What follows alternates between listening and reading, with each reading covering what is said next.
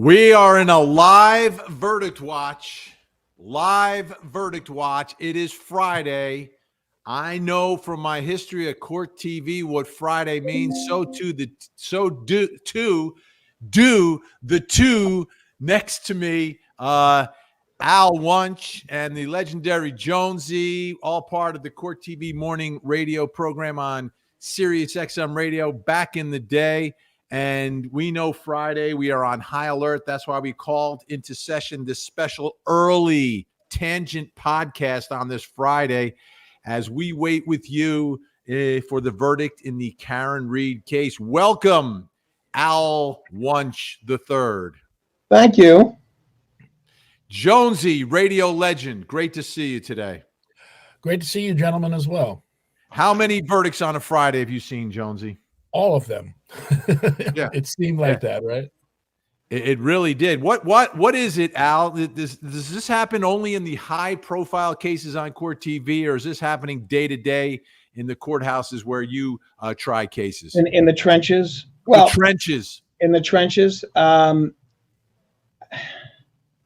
It's funny. I don't recall ever getting a verdict on a Friday.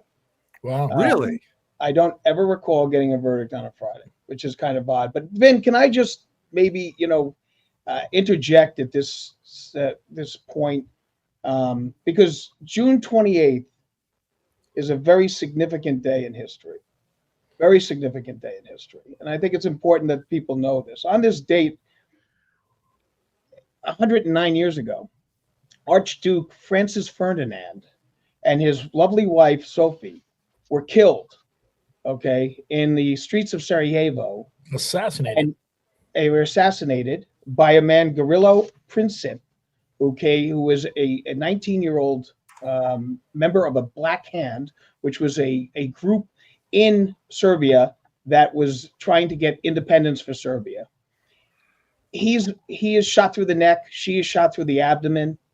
But the interesting thing about it, is that prior to that, about 2 or 3 hours prior to that, they were in a procession in the street. Someone threw a bomb at the car.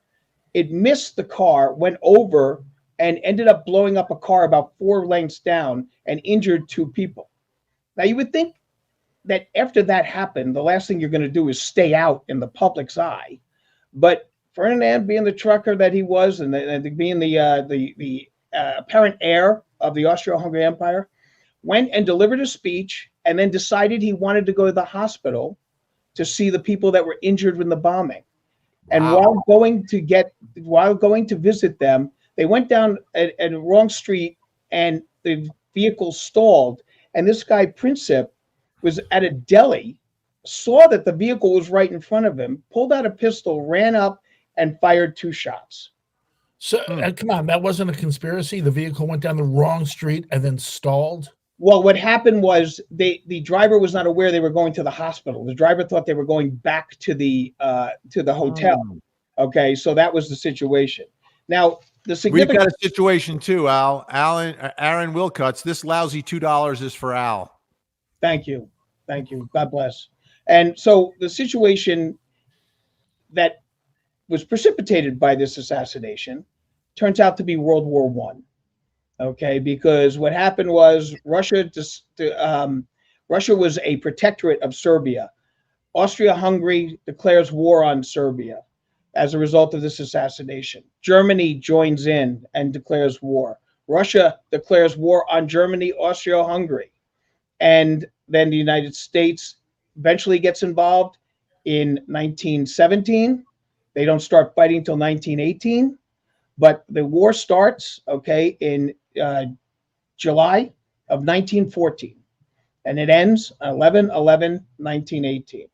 And we won, right? The United States came in, Yay, we win. Late in the game, and ended up fighting for 6 months only. They started in May of 1918, and by November of 1918, the war was over. Fantastic. Millions killed. It was horrific. It was called the Great War, and it was called the War to End All Wars. And as we know, That's not what happened. It led to World War II. Hey, Jude. Jude is sharing the love. Love always wins. And we love Vinny and the tangents. There Thank you go. you. Hey, Jude. And so just let you know about Princep. Princep was captured, was tried, and because he was only 19, they could not sentence him to death under the laws that were going around in Serbia at that time. So he was given a 20-year sentence. In prison, he develops, he gets sick, has disease. He ends up dying in 1918. So that was He's only 19. Did you know that in Vietnam, the average age of every combat soldier was 19? Oh, yeah. No, 19. Surprised me, yeah. 19. Well, 20, there was, if you take a look at from the standpoint of deaths, 15 to 22 million deaths in World War I. Okay, 23 million injured. World War II, 35 to 85 million deaths. Wow. Okay? I mean, so just horrific. Key movies to watch. 1917 is an excellent movie to watch about World War I if you want to get an idea from the British standpoint. Okay, and I would Jonesy, also. are you Yeah. there? You're there. Did Al freeze? No. Am I there? Can you hear him? I can't hear him. I can hear him. You can. 1917. Okay. It must be my computer, which is the mothership. So I got to fix that. Make sure everyone can watch. We can hear you though, Vinny. All right. I mean, I can hear Vinny. But okay, I got you. So something happened, I think, on my end here. Okay, so like the situation is horrific. Wars are disgusting. We don't need any more. And that happened 109 years ago today. But there's another point I want to bring up. There is a band called Franz Ferdinand, which is a Scottish punk rock band. Yes. They're excellent. Okay. And I also want to mention that 55 years ago today, there was a riot at a little place called the Stonewall, which was a gay bar in New York City. Interestingly enough, owned by the mafia. Okay. Well, you're talking about a riot. Let me ask you. We're taking a look here at the supporters of KarenRead who are there at the courthouse. Large numbers. We've had estimates of 400 plus dressed in pink. It's a sea of pink. Take a look at this picture. Let me put it in a different mode so it's easier to see here. And thank you, Jude, by the way. So you take a look at the large number of KarenRead supporters up in Dedham, Massachusetts. If we don't know what the jury's going to say, and the jury, when we're going to get into the polls and everything in a minute, but what do you suspect the reaction will be from these KarenRead supporters? Number one, if it's a guilty verdict, and KarenRead is taken away in cuffs, peaceful. How do you think they react? Peaceful, but loud. I mean, they're not the violent type. Look at them. One never knows, and it would be a travesty though if there is some sort of a riot going on and they start throwing things or they start. You think that would happen? Well, look, you know what? That's what a riot is, Vinny. I mean, you don't know what's going to go down. I mean, there are some people, I mean, even with regards to, our show that are so militant one way or another. These are the pink ladies of Norfolk County, Massachusetts. Yeah. I mean, look, Vin. I don't think this is the rioting crowd. They'll all go out to brunch. That's what they said at Stonewall, too, by the way, Vin, that, the gays aren't going to, pink-wearing crowd, we're not going to get too violent with the police department, and they did. Okay. Well, I don't think that's going to happen here. I think Jonesy's right, though. I think they're going to get loud, and I think the movement will continue. Now, in the alternative, if she is found not guilty and walks out of that courthouse today, what do you expect in the streets of Dedham, Massachusetts? It's going to be like the OJ verdict. That the people are going to be dancing, screaming, yelling, dancing in the aisles, and then you're going to have a number of people that are going to be very upset, saying that Keith didn't get justice, that there was no justice in this case, who killed him, and those things along those lines. I think it'll be a very, very, very stark dichotomy of anger and angst on both sides. Now, you say both sides, which is interesting, and that's really where I wanted to steer this initial discussion today, because I've been putting polls up on X and on YouTube, and I would like to reveal the results of these polls. And I'll begin with this simple one. I did a very simple poll: guilty, not guilty. Wow. Right? Very simple. Right? It didn't dive into the details of it.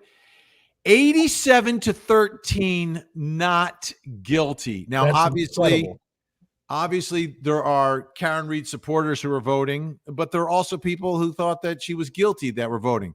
I mean, I've seen and read comments from a lot of folks, and these are from my pages, right? That came into this that didn't know about this trial until they started watching it. Right. So they didn't have any sort of preconceived idea about what was going on here. There was a certain faction that was following every movement of this. But I'll tell you, I had to introduce this trial to a lot of my viewers and followers who didn't even know. Like the first few times I did it, they say, "What is this case? I never heard of this case." And I said, "This is a case you need to know about because this is going to be a case unlike anything you've seen." And now I'm looking at this poll result. This is from YouTube. And just to make sure that there's no confusion, on X, same numbers. 80, well, this one's 86-14, but 87% not guilty. Your reaction, Jonesy, I'll begin with you. I've never seen so many people on the side of not guilty in a trial. I personally, am not surprised that the majority say not guilty, but I'm amazed that the numbers are so high. Especially since, it's a mixed reaction when you read the comments and stuff like that. And it seems as though people believe, no matter what happens in court, people continue to believe what they originally believed. Al? I'll tell you that, I think the comments have been 3-1 not guilty versus guilty. Really? So yeah, from what I've been tabulating and looking at, so that makes perfect sense to me that it comes down to that. But what's interesting now is the fact that this deliberation has gone as long as it has. So, that has me curious. Because the OJ verdict came back in less than 4 hours. Less than 4 hours that jury was out. For not guilty. For not guilty. Right. Well, can I take a moment, Al? I don't know how familiar you are with Politan's theorem. Yes, I do know Politan's theorem. I remember it. It was up there with the Pythagorean theorem. Okay, this is how it works. For every day, and this is based on my years at Court TV covering cases around the nation, for each day of testimony in a trial, expect in an average deliberation about 1 hour of deliberations. If you have a longer trial, this one's longer, for each week of testimony, expect a day of deliberations in an average case. As Ricky Ricardo would say, splain. What do you, okay, so let's say we had a 3-day trial. Okay, 3 days of testimony. The jury deliberates for 3 hours. Most juries, that would be the average. Some will be a little less, some will be a little more, but on average, they would deliberate for 3 hours and deliver a verdict. So what goes on? 4-week trial, Jonesy. What goes on during the rest of the day? What's that? What goes on during the rest of the day? The rest of what day? Well, if it's 1 day is 1 hour of actual deliberation, you're saying? Yeah, the jury deliberates for 1 hour. During the trial, there was a day of testimony. I see. Oh, yes. Each day of testimony during the trial, 1 hour of deliberations at the end. So in a long case, for each week of testimony, expect about 1 day of deliberations in an average trial. Okay. Now let me apply it to this case. Now the trial, people say, was 9 weeks. Well, that includes a lot of things. When we get down to the testimony and the evidence in the case, we had 30 days. But that doesn't tell the whole story because we had several days that were shortened, that were cut short, and each week we were having at least 2 half days of testimony. Right. And the full days were really only going to like 4 o'clock most of the time. So I calculated that and said we had about 20 or so days of full days of testimony would be the equivalent, which is how many weeks, Jonesy? Do the math. 20 days. 20 days of testimony? Yeah. Would be like 4 weeks, right? 4 weeks. When did the jury start deliberating? Tuesday. Tuesday. Wednesday. Thursday. Oh, Bingo. Day 4. I win the pool. Well, wait a minute, Oppenheimer. That's Let me why ask you a question. today is the day I would expect it. Now, it doesn't mean it's going to happen, but at least I have provided to the viewers A rubric. a baseline of what is a long or short deliberation based upon some facts specific to that case. Go ahead, Al. Now, Disagree. so OJ though defied that. So that's the exception. Wait. No, it's not OJ defied that. That now we can call it a fast deliberation, a super fast deliberation. Like if you don't have a baseline of what a normal deliberation would be for a trial, then you have no idea. Like we're sitting here on Friday. Is this a long deliberation? Well, if we didn't have Politan's theorem, we wouldn't know. But we do have it, so we know today would be the expected day of a verdict. Silence. Did you hear that, folks? Silence. So T equals D times W squared. Yes. Thank you. And Thank we're at 17 hours of deliberation right now. We're Well, I was getting up on expecting 17 hours. I was expecting a verdict today anyway. Yeah. Even without the theorem. Yes, because of the Friday factor. Do you not trust the math and science, Al? Are you a math and science denier? Is that who you are? No. That's why I called you Oppenheimer. All right. You're coming in, you're giving a theory, okay, Right. a theorem, all right, which is like Pythagorean theorem, okay, the rule in Shelley's case. These are theorems that go forward, and it's nice to have a theorem. It's nice to have a theorem named after you. That's kind of cool.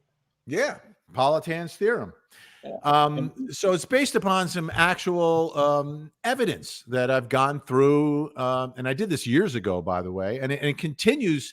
It continues to work because most trials come back at around that time. Now, sometimes a lot of people here. Now, let's apply the OJ impact to all of this, right? Okay. So that was a super fast not guilty. And I think there were a lot of people, like the 87% here, who were expecting that. And the fact that that didn't happen, that this jury didn't do that, does that mean anything to you? That they didn't come back super fast? Because if they came back super fast, like Tuesday, Wednesday, even yesterday, I would have said that would be more indicative of a not guilty. But so now we're at equipoise. So when they, if they come back today, it doesn't mean anything. I came into today thinking that if it happens today, I'm thinking not guilty. If it doesn't happen today, if it takes longer than the 4 days, than your theory, then I'm thinking hung jury. You're going hung. I got you. Yeah, I'm not thinking guilty in any regards. I think not guilty if it comes in today. Hung jury if it waits any longer. I don't remember know. the Gubitosi trial? What's that? What? Do you remember the Mickey Gubitosi trial? I do not. Robert Blake? Oh, that's his real name. Yes. He was found not guilty after 9 days. Yeah. I was out there waiting day. Actually, Beth Karras, Court TV correspondent, at first was watching the first few days, and then they brought me in to close out the trial. And I got out there, and it was day 9. The jury came back not guilty. So a long deliberation in that case meant not guilty. I don't know. And I equate California with Massachusetts. I think there's a lot of similarities in those trials because both states generally have longer trials, and I think everything takes a little bit longer in California and in Massachusetts. But like Al said, OJ was the exception, but that jury was quick because they're like, this is obviously not guilty. Like, okay. But anyway, they agreed very quickly. And I think a lot of people were expecting that because there was the similarity of a potential problem with the lead investigator, Trooper Proctor. And that's an interesting point. That means that there are people that are not buying, and the jury that are not buying the conspiracy theory. That's clear. I mean, that has to be the situation. So that kind of failed. Now, I'm wondering. You say it's a fail already? Like well, out of the box, I mean, it's not quick. Look, I mean, honestly, I tell you what, I mean, I think that. Do you want to see another poll? Yes. That's be fine. I feel like we're covering politics here. By the way, folks, make sure you hit the like button. Make sure that you subscribe and hit the bell for your notifications. We're over 4,000 already. We're waiting for the verdict. It just passed 17 hours of deliberations. Still no verdict in the case. We'll let you know. We'll keep you up to date. So if you're with us, you will know if and when this jury has reached a verdict.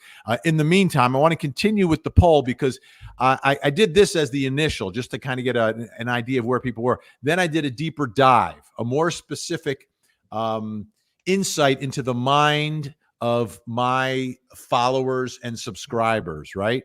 So let's watch here as we go to the next question in a separate poll, which was, what do you think happened in the KarenRead case? Intentional by KarenRead, 3%. Accidental by KarenRead, 11%. Conspiracy, cover up, crime by the people in the house, 67%. And then this other interesting number, I still don't know, 19%. So 67%. All in on the conspiracy. That's 2 out of 3. You had around 14% thinking guilty of maybe something here, which is, again, similar to that 87-13 number, right? Very similar there. But of the people who were on the not guilty team, it's about 67% say, oh, yeah, this was a conspiracy. But you've got that important 20% who say, I still don't know, which means, nothing was proven to me beyond a reasonable doubt. How about that? What do you think of that? Dive into that. Well, it's exactly what I said about it's been 3-1. Has been throughout this entire time that we have been doing this story. Okay, when I look at the comments and you people who make comments know I look at your comments because I answer many of them, much to my disdain.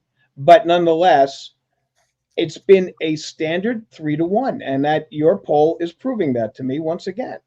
That is 3-1.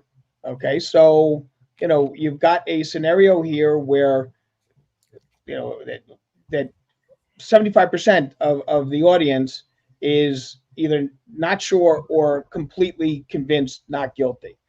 That's a big number. But one of the problems, I think, honestly, and the reason why this jury is deliberating as long as it is, was the abbreviated closings. I think 1 hour each. I have to tell you, Vin, that I don't think I've ever been able to do a closing in a major case in less than 3 hours. Okay, and I think that they like to see the present and then the wrapping and then the bow. Okay, is the way I always try to describe it when I teach it at trial colleges. Okay, they want to see what your theory is. They want to see all the wrappings on it, and then they want it wrapped up with a bow so that they can present it. Okay, and that is not what was done with these closings. And I don't blame the lawyers on it, because I don't know, with all of this testimony and all of the theories and all the other stuff that was going on, how you could possibly have wrapped this up in 1 hour. I mean, just by comparison, in the Leopold and Loeb case, okay, Clarence Darrow, his closing argument was 12 hours long. That's too long. Yeah. 12. Well, he got what he wanted. He won in the sense that they didn't get the death penalty. Okay, and it was 12 hours. They said if he'll, we'll vote his way if he'll just stop. Well, that was not a jury. First of all, that was a judge trial, so it was no jury in that case. Because what happened was Darrow was smart enough to plead guilty to the underlying charge and then argue about the punishment. And it was a 12-hour closing. And if you get an opportunity, you can look it up. They have it and read it. I mean, it's rambling in parts and stuff, but it is probably one of the most poetic attacks on the death penalty that you could ever read. It's phenomenal in that respect. I mean, 12 hours, I think I would have hung myself, but that's besides the point. I would have been my own death penalty. But 12 hours and 1 hour in a case this with this much evidence, with this much passion, I think they did a disservice to both sides, and I think they did a disservice to the jury. They didn't give them the opportunity to see how you arrive at what we've been trying to show you through this entire trial. I also think it was a mistake. Let me tell you though, like my show on television is 2 hours right now, but each hour is separate, and that's with commercials. They didn't have commercials. I think an hour is enough time to convince people and give them what they need. They've listened to all the evidence. Your job there is to just sew it together. I think they did a service to the attorneys, because those attorneys, if they weren't given time limits, they never would have stopped, because you know what it's like. You're feeling like, I don't want to leave something out. And then I feel like if you can't wrap up this case in an hour, and don't forget what the prosecutor's case is, and he ran out of time here. His case is a simple hit and run, Jonesy. It's a simple hit and run. That's what he's trying to prove. So I don't understand why you would need more than an hour to make an argument on a simple hit and run. See, he got caught in the weed. The funny thing about going like overtime with him was he went the full hour, but then when she stopped him, he said like just one more sentence, and then he wrapped it all up in one sentence after the entire hour. Yeah, I thought that was like, if you know it's an hour, you've got to prepare a statement. And the defense, Alan Jackson, didn't say everything he wanted to say either, but he got the 5-minute warning. He made the quick adjustments on the fly and finished, on time. I think if you know you have an hour, like, prepare an hour. You can't prepare more than an hour, because you don't know. Yeah. You want your thing to make sense and finish with an exclamation point. That didn't happen. But at the end of the day, the jury, they understand this case. They understand it's either she did it or she was framed, or the third option, which is where 20% of our folks are, is like, I don't know, nobody proved anything to me beyond a reasonable doubt. Well, I have to somewhat disagree, because I think you're Al, and that's what you do. Al disagrees. He disagrees with me. He disagrees with Jonesy. He disagrees with the viewers. Well, all right. You know what? You need to have the loyal opposition. It's always important to have that. All right, in any type of situation. But I think the problem with the prosecution with regards, I think his speech was an hour, but he kept editorializing in between, like, his lines. He was reading off of his yellow pad, and he was looking at that, and then he kept filling in some things, which can be a mistake, because what that happens, that gets you off of on a quote tangent, close quote, and sometimes loses your focus on where things are going, and then you're trying to play catch up, which is the worst thing you can do. Jackson, on the other hand, stayed to his script pretty much, which was a very, very bright move with that beautiful notebook and that whole 9 yards. So it was very well delivered, and I don't dispute, and I give credit to both sides on that, but I think the problem was that Lally did exactly what I would be doing, which is like, I got to add this, I got to add that. You know what? I got, because we don't get to see the other side's closing argument before they do it. Right. Okay. It's not like, it's funny, because everything in the law is, requires reciprocal discovery. So I know everything you're going to be bringing into the case, Vinny. You know everything I'm going to be bringing into the case. There are no surprises. The closing is a surprise, because I don't know where you're going to go. Okay, I generally try to play it off of what your opening is, because your opening is supposed to set the table for what is ultimately going to be the denouement of the case. But in the situation on the closing, you on a fly have to then try to attack what you heard and say, you know what, I didn't cover that when I wrote this thing out. Right. So I see that can happen, and I think that's what happened there. And you got to take some notes. By the way, Shay, Sharon, Free Stew, I love your shows, Vinny. Thanks for all you do. Thank you, Shay, for watching all the shows. Absolutely amazing. We got to say hello and thank you to our great moderators, the Mod Squad. Yay. Frankie Figs, Gen X, and Melly, obviously working hard, keeping law and order, making sure there's no riots in the chat room, which is awesome.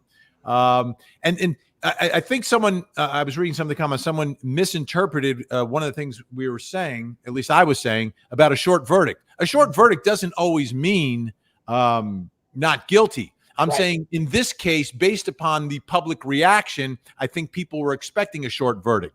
O.J. Simpson, the jury made up their minds very quickly that they believed that investigation was tainted and they voted not guilty. Now, to me, a short deliberation versus a long deliberation, it depends upon how that particular case is going. Like in the Madeline Soto case, when Stephen Stearns goes to trial, if it's a short deliberation, I am not thinking that's a not guilty. It's based upon the facts of that case and the way they've played out. And in this case, the way things played out and the public reaction told me that if this one was short, that would have been a not guilty. So if I am the defense, I'm not super happy that we're here on Friday. I would have been much happier with a Tuesday, Wednesday, Thursday verdict. Right now, I think the longer it goes, the more they might sweat. Whereas many times the defense wants things to go long because they just want a hung jury. These folks want a not guilty. The question would have me concerned as defense counsel. The question about the cert and wanting to see that report, okay, which contained, well, it wasn't evidence, so it really doesn't matter. But the fact that they asked for that leads me to believe that the issue with regards to the broken glass and things along those lines is significant in their mind, and that's not what I want to hear if I'm on the defense side. By the way, Jude is look at Jude. Served on a 3-week, 2-day murder trial, 21-hour deliberation, guilty verdict on Friday, right after lunch. Friday factor in effect. It's always after lunch on Friday. 3-week trial, 3 days of deliberations, 21 hours. That's about 3 days and maybe a little change depending upon how long your day is. The theorem works. Thank you, Jude, for proving it. Thank you for proving it. Amazing. Jonesy, what do you think of the I don't knows? What do you think of the I don't knows? Do you know? Do you, from your perspective, do you really have a clear idea one way or the other which way it goes? And when I say clear idea, I mean beyond any reasonable doubt what exactly happened here. And you don't have to tell me what you think, but do you have an idea? I don't know that I don't have any reasonable doubts, but I do think it's a not guilty, based on what I've seen. But not guilty based upon you don't know what happened, or not guilty based upon, hey, there was some funny business going on here. Well, I think the I don't knows are caught somewhere between they don't know which side to believe, I guess, because from what I watched, not guilty. I've seen the prosecution put up a good fight. I don't know how you come down on the I don't knows, but there's always I don't knows in polls, whether it be presidential polls, political polls, whatever. There's a percentage of the people who don't have a clue. Well, it's not that they don't have a clue. It's that nothing was proven, to a reasonable certainty, right? To a reasonable certainty. Like some people believe that the conspiracy was proven. A smaller number of people believed it was accidental. An even smaller number believed it was intentional. So, well, what would happen in deliberations if a percentage of the jurors actually said, "I don't know"? That's not guilty. Isn't that not guilty, Al? Because there is a burden. Yes. proof That would be Okay. not on guilty. only one side in a case. That's So correct. if you're in there and I'm not sure what happened here, that's Okay. the definition of reasonable doubt. So Absolutely, because that means so- the state didn't prove the elements of the crime. Right. And weren't able to put the facts to the elements and to demonstrate. So that's what you want. And believe me, that's one of the things I would love to hear as defense counsel. I don't know. As such, don't we have to take that 17.3% of I don't knows and move them into the not guilties? No, they're already there. Yeah, we already put them in on them. Already there. You add those numbers together, and that's basically What came, in the original one. the original. poll. Now this is Yeah. the one you're looking at now is on X. On X, the numbers were a little lower in this poll for the not guilty. So it was 77% instead of 87%. You had a few more, about 10% more that went into intentional and accidental in this X poll. But as we saw in the poll on YouTube on the same issue, it was almost precisely consistent when you add the bottom two as the not guilties and the top two as the guilties with the prior poll of not guilty, which was 87-13. This is 86. Was it 86-14? 80, yeah, I think it's 86-14 on this one. So consistent numbers, and those numbers also prove true. And we put this on my show last night in a poll that was done by Court TV's social media followers in their numbers. So I'm doing anywhere from on one poll maybe 3,000 to another poll that's close to 20,000. Court TV's doing 15 to maybe 30,000. So you're talking about tens of thousands of people voting. And the numbers becoming very consistent. Now, the other way I want to look at this, and I looked at it this way last night on my show, which is on every night from 8 to 10 on Court TV. I had on one of Johnny Depp's lawyers last night, and I asked him if he feels like we could do an analogy of what happened in his trial, because in the Johnny Depp case, it was, are you Team Depp? Are you Team Amber? And overwhelmingly, it was blatantly obvious that the public and the social media public was overwhelmingly believing Johnny Depp over Amber Heard. And then the jury came back and found the same thing. So I asked him, I said, do you think this is a similar situation that we can look at the public reaction to the trial and the evidence and the way the public is seeing it? Will they see it the same way as the jury who's in the courtroom in the box? And he said, not exactly. And the reason he said not exactly was because the two parties in question, Johnny Depp and Amber Heard, both testified. So you had an opportunity to see and hear them and say, I believe him or I believe her. Here, he said, it's not as crisp, right? It's not looking at one person and another person saying, who do we believe? So that's why he felt it wasn't an exact analogy. What are your thoughts about that, Jonesy?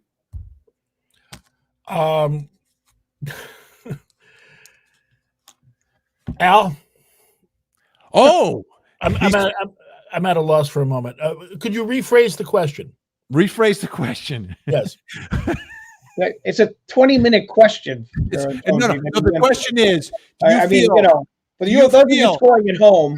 Wait, here's the question, and I'm sorry, Jonesy. Okay. The question, in my mind, it's clear, but I spewed for way too long. The public reaction on social media to the Johnny Depp trial was clear that they believed Johnny Depp. The jury in the Johnny Depp trial agreed with the public. They saw the same trial that the public saw. So I'm wondering, did the public in this case see the same trial that the jury saw in the courtroom? So can we believe that members of this jury, will be sort of parallel to the way that the public has reacted? I don't doubt that these numbers are going to represent the jury as well. Even though we're allowed to read comments and do things that the jury can't do.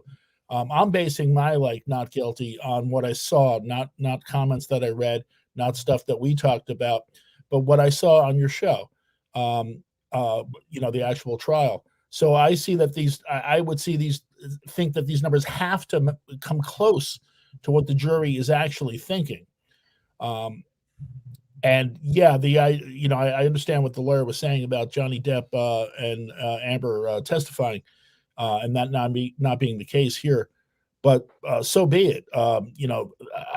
How often is the public so overwhelmingly in favor of a not guilty? Vin, I gotta say that I would be interested on this question. How many people started the trial thinking she was guilty, and then that changed to not guilty? Or how many people started the trial thinking she was not guilty, and then as a result of this, changed their vote to guilty? I'd be interested to see that, because the question that you raise with regards to the Amber Heard and Johnny Depp, and his attorney was right on the money. They testified. Okay, so the testimony was heard.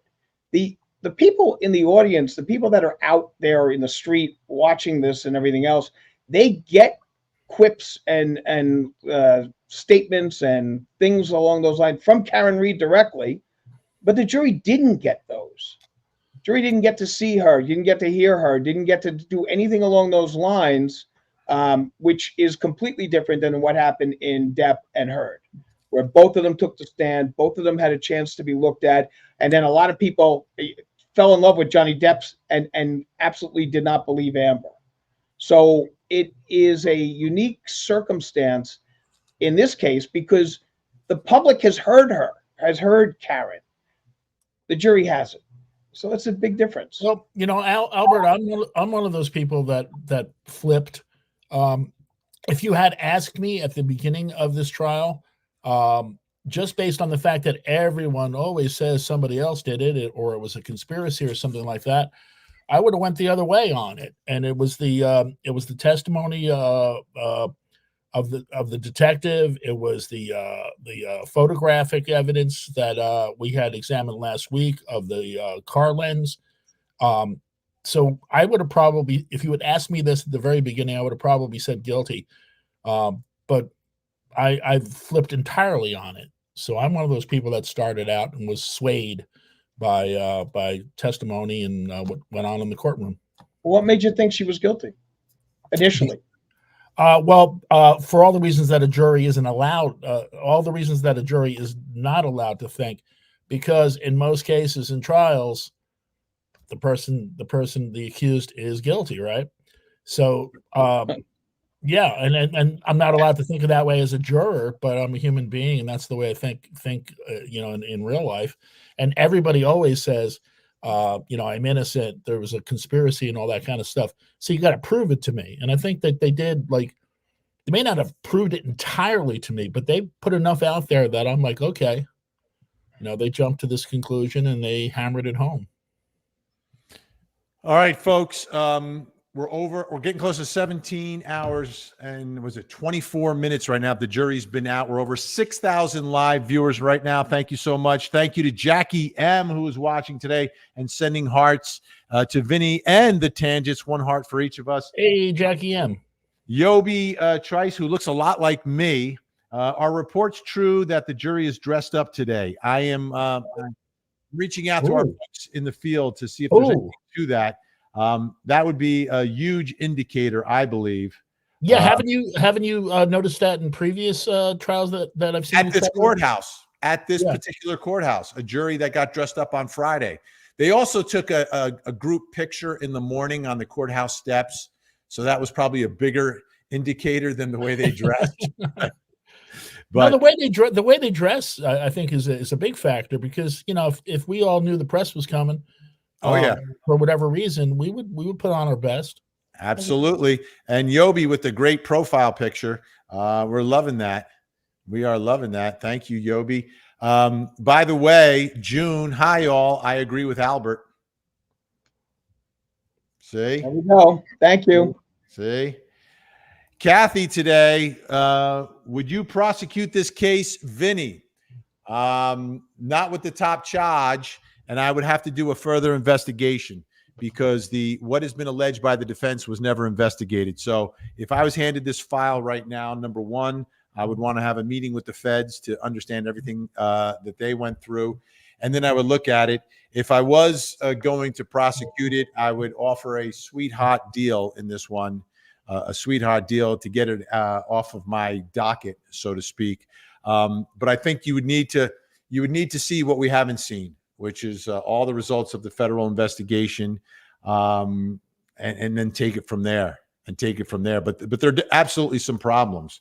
And if you're talking about prosecuting this case right now, after the damage that was done during this trial, but absolutely, I would not have sought the top charge. Al, would you have sought the top charge in this case? I didn't. I've said this from the beginning. I did not understand why that was the top charge. I thought that was an overkill on their part. Excuse the pun, but I thought it was a ridiculous move on their part. I would never have done that. I mean, I know that, you put your lesser includeds and that kind of thing, but I think this case would have been easier from a standpoint of the prosecution to go forward on the lesser charge as opposed to the top charge. Maria Hastings. Hello, Vinny and the Tangents. Nothing but love here for you three. In my humble opinion, I believe both sides put on compelling evidence, and I believe KR hit JO accidentally, so I say guilty of manslaughter. Love to you all.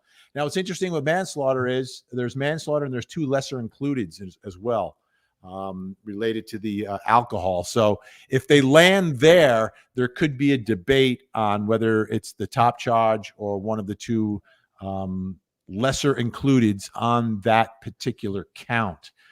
So if they land there, that's going to take some time if you're landing there. And that's why I think that there's an issue right now with regards to that. If I'm the defense, that's what I'm thinking. Well, how did they get to that? With what was presented, with the prosecution trying to prove that she actually did away with him, as opposed to it being an accident, a drunken accident. How does the juror get to that when it wasn't really argued, was it? Well, it wasn't argued. It would be the lack of evidence. It would be the lack of evidence. Would get you. You got to remember, Josie, it's the jury charges that they take in, and that gives the law.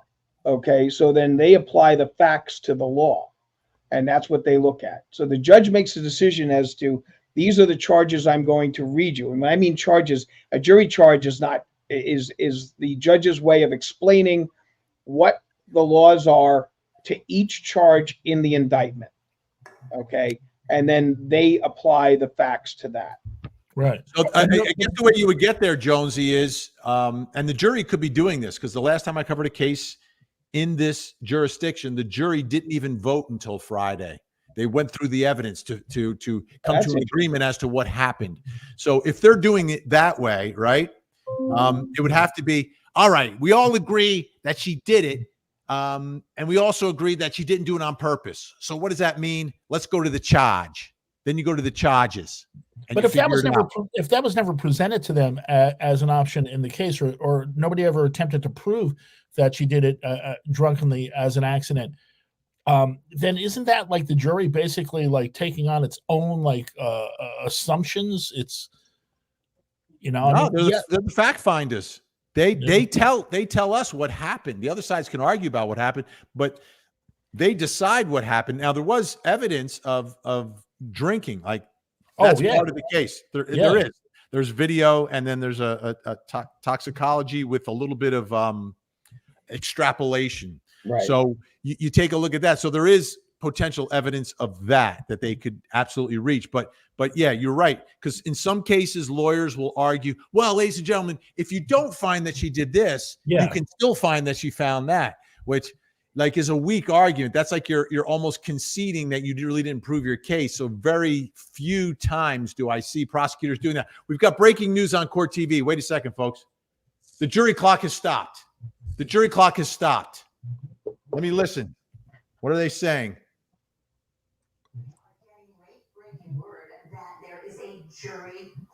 Jury question. The jury has a question. And as soon as we see any movement in the courtroom, we will. Can you hear that? Yes. In Massachusetts, we have our cameras up, of course, inside. So if people are brought in and then we get to hear what that question is, we will bring that to you. We're always talking about that fan there, Josh. We still have Josh Schiffer with us. Josh, last time they had Josh Schiffer, the man with the glasses, is there. All right, folks. So we have the breaking news right now. Let me do the breaking news. And thank you, Maria. Appreciate it. Breaking news, folks. The jury clock has stopped at 17:27 and 40 seconds. The jury apparently has a question. We're waiting for everyone to get inside that courtroom. We'll hear what that question is. And the question is, what is that question right now, right? But I will say this. Sometimes these things get misreported. It could be a question. It could be the verdict too. That has happened more than once where people are like, oh, they have a question or something. And then it's like, oh, we have a verdict. So stay unaware. Now, by the way, as I say this, be ready, folks. Be ready. We could have something here. So how long will it take to gather up the usual suspects and have them in the courtroom and ready to hear this? Now, if it was a verdict, the judge was giving them 20 minutes, right? The judge is giving them 20 minutes. So they have 20 minutes for a question also? 20 minutes for a question. No, it's usually much quicker. You just got to get the lawyers in there. Right. You get the lawyers in, and then that's how it happens. So right now the fan's just spinning around. There's no one in the courtroom. So 17 hours, 27 minutes, and the jury has sent a note, and it is believed that the note is in fact a question. So that's where we are right now. This is huge. This is huge, right? I was curious about this. I wanted to look it up. Has there ever been a situation where sports bookmakers have taken bets on verdicts? You know how they do that sometimes as a stunt to try to like get free press and stuff like that. They'll take like unusual bets. Has anybody ever done that? Al, have you ever heard of that? Because I haven't. I have never heard of that, and I don't know how you could do it because guilty of what? I mean, there could be 4 different charges. Well, there's like 3-1 on the lesser. I got even money on the top charge. I wonder if Vegas, if they would have done it, they would have done it on OJ, right? That was the biggest one of our lifetime. Yeah, well, that was back before the. Now it's a big craze now. The sports betting thing, it's like everywhere. Right. But OJ was early on. I'll tell you, when OJ's verdict, and that would have been appropriate for sports betting, right? Because it was OJ. By the way, Melly. So it's Vinny Wright, Politan's theorem, looking like it. Happy Tangent Friday, fellas, and wonderful chat with the viewers. Melly, I will have to show you my theorem, which proves his theorem is wrong. Okay, it's as simple as that. Go ahead, Jonesy. I cut you off. I'm sorry. Oh, when the OJ verdict came in, so I had like a studio office with the door shut, and Stephen Brill, who was the founder of Court TV, came into the newsroom and he told everybody, do not react emotionally when this verdict comes in. I do not want newspaper reporters seeing us as biased in any way. We want to maintain journalistic integrity. So I was in the office with my door shut and didn't know that. And when the verdict came out, I came running into the newsroom and screamed, "Holy crap!" Except I screamed the S word at the time. And so everybody stared at me. The room went quiet because they all thought I was going to be, you can't fire Jonesy. You can't fire Jonesy. But that was my natural reaction. Wow, what a moment here. So we don't see the jury yet. Keeping an eye on it. The fan is still spinning here, folks. All right. So let's get to some of the. I'll get to some of the newer comments with everything that's happened here. Yeah. All right. Here's the question, Angela. Why are we asking Al questions? Because Al is an attorney. Al is an attorney, Angela, a very smart, experienced attorney, former prosecutor and defense attorney. I'm smart. And deal like people say I'm smart. I'm smart. I know things. I knew it was you, Albert. Yes. And by the way, I wanted. Also represents a lot of police officers. So yes. You would know a lot here. Well, that as a natural tie-in here. Absolutely. So I think it's interesting. I think it's also interesting that other story you've been teasing that's going on there, not far away, of another situation with police being in questionable situations. The girl who was deemed to have hung herself. Yes, yeah, that's close by in Stoughton, Massachusetts. She was found in Canton, Massachusetts, and there are some questions about what happened to her when she went into this program with the police when as a teenager. Is alleging she was groomed, she was making allegations, she was carrying a child for 3 months, and then was found based upon allegations of it being self-inflicted.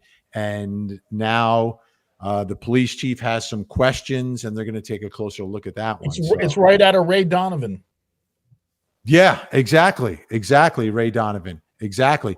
Here is Sharon today. Sharon McFisto. Sharon McFisto. Love you, Al. Love you, Jonesy. Oh, and love you, Vinny, too. Notice Vinny is last, Al. I do. I noticed that. And I noticed I was first. So, it's very nice to see that.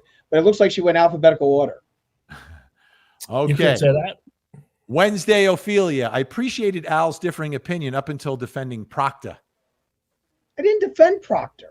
See, you know what? Once again, folks, I actually did an experiment that I proved correct.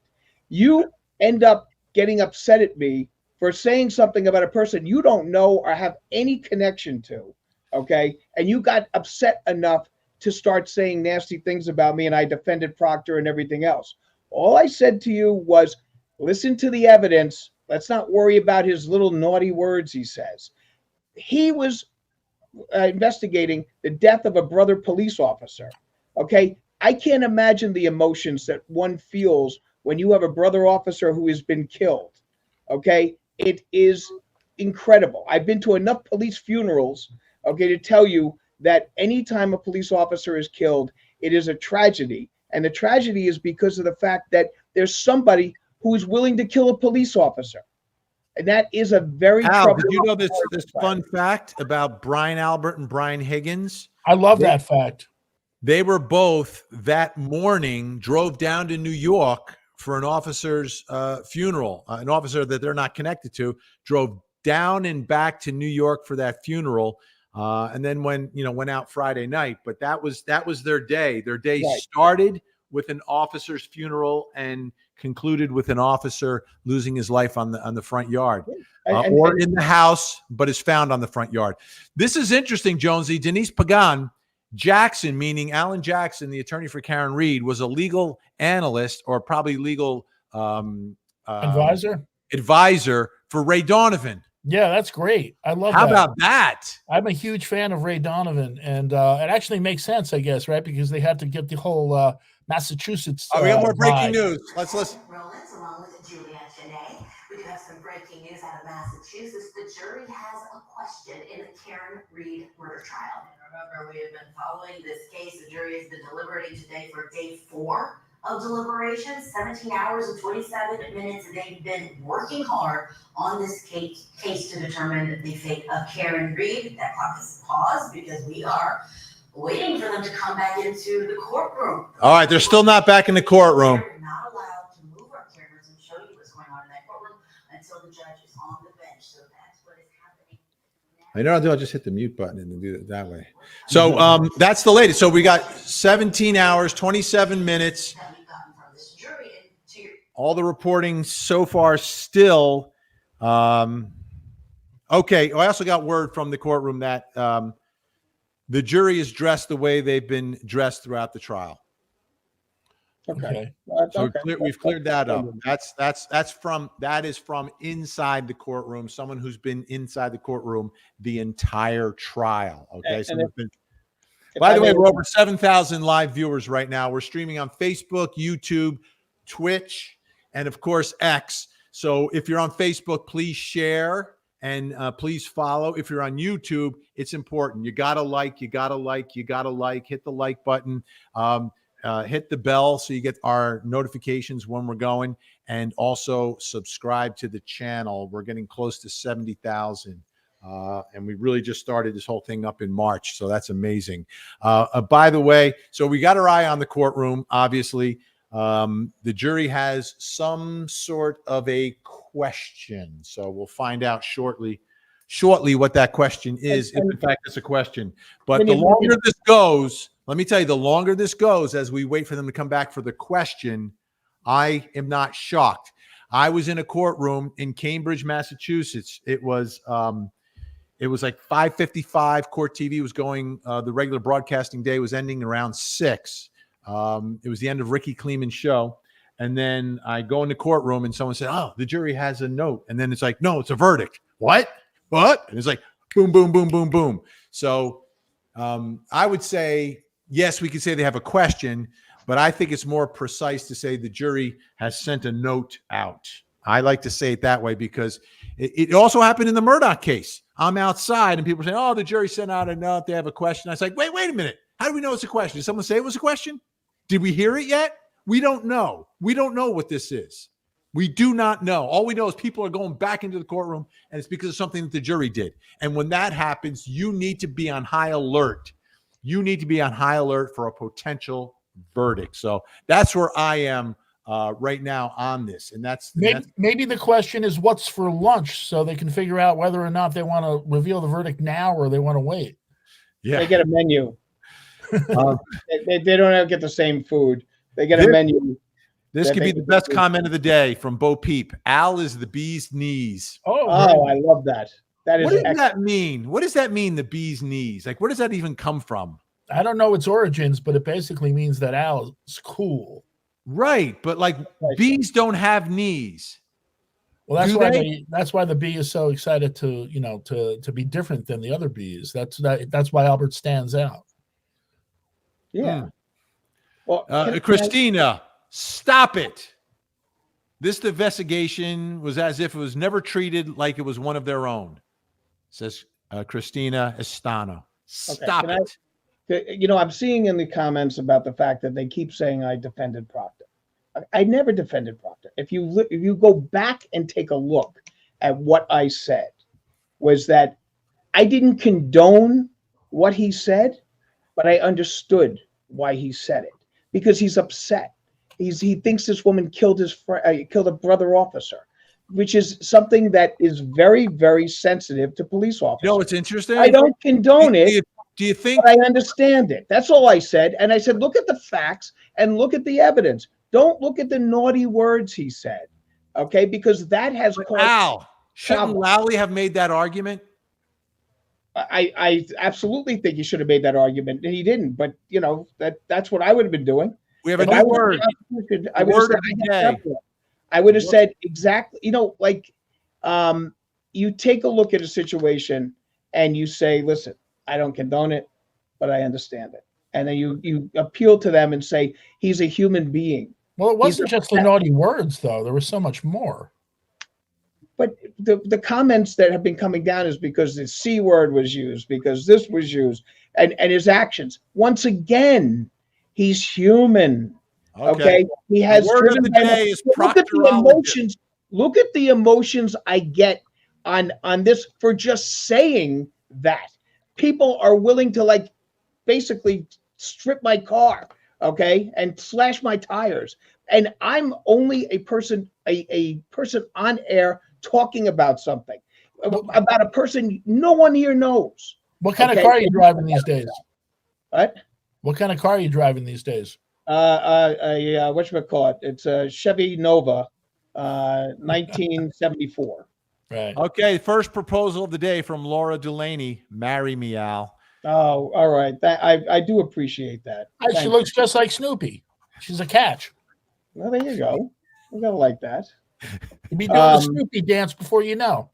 But and Vin, if I may interject, it's a situation we brought up Ray Donovan, and I just want everyone to know once again that the Ray Donovan show was based loosely on my great uncle Eddie Mannix, who was the fixer in Hollywood back in the golden era of the big films. I gotcha. He was also from Boston. I felt like the show, the reason I liked it, I felt it like it was like a Boston version of The Sopranos, right? Yeah. You looked at the storylines of the family. Like his wife was just like oh my goodness. What was Tony's wife's name? Carmela. It was just like Carmela. Miller, correct.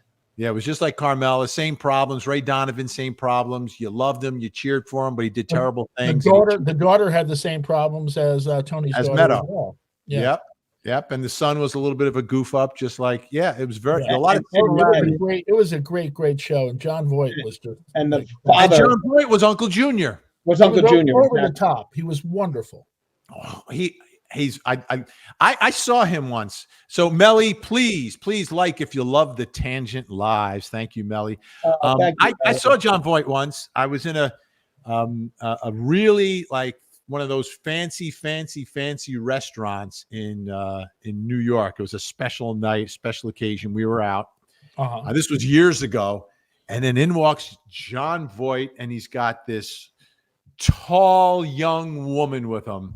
It was like, but as young and tall and beautiful as she was, John Voight was just like, wow, like look at this guy.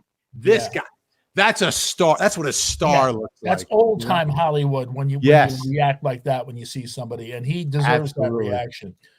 The only other time I had that, it was on when we were in Hollywood and we went to the Ivy, and we went there only to go star spotting, and we were having lunch at the Ivy, and I won the competition when I spotted George Hamilton. Oh. Very nice. Who else do you want to see? If you want to see a celebrity, and this was years ago again, this goes back to the 90s, but I saw George Hamilton lunchtime with his tan. It was amazing. Are you sure it wasn't Lyle Wagner? I will tell you that I was at a diner in Philadelphia on the Army Navy weekend, and sat next to that individual, George Hamilton, at the diner. And then we had a nice conversation. I was talking to him about Evel Knievel, his role in Godfather 3, all these different things down the line. And he ended up picking up my table's tab. Nice. That's my George Hamilton story. On Fort Lauderdale, I ate at a diner where Scotty Baldwin from General Hospital was there. And I've been watching that guy since I was like 7. There was Laura. I felt that way about a star when I met Tony Curtis. Tony Curtis walked in the room and everybody stared. I mean, all eyes on him. And I asked if I could have a photograph, and he was beautiful. He said, "All you need is a camera, baby." Dawn Kincaid, Vinny, you are looking and sounding so fine. Pride face, orange flowing, pride heart, rainbow, Philly, pride heart, rainbow, Philly. You know what I like about Vinny's look? On your new show, on the promo for your new show, I love when you're standing outside of a crime scene.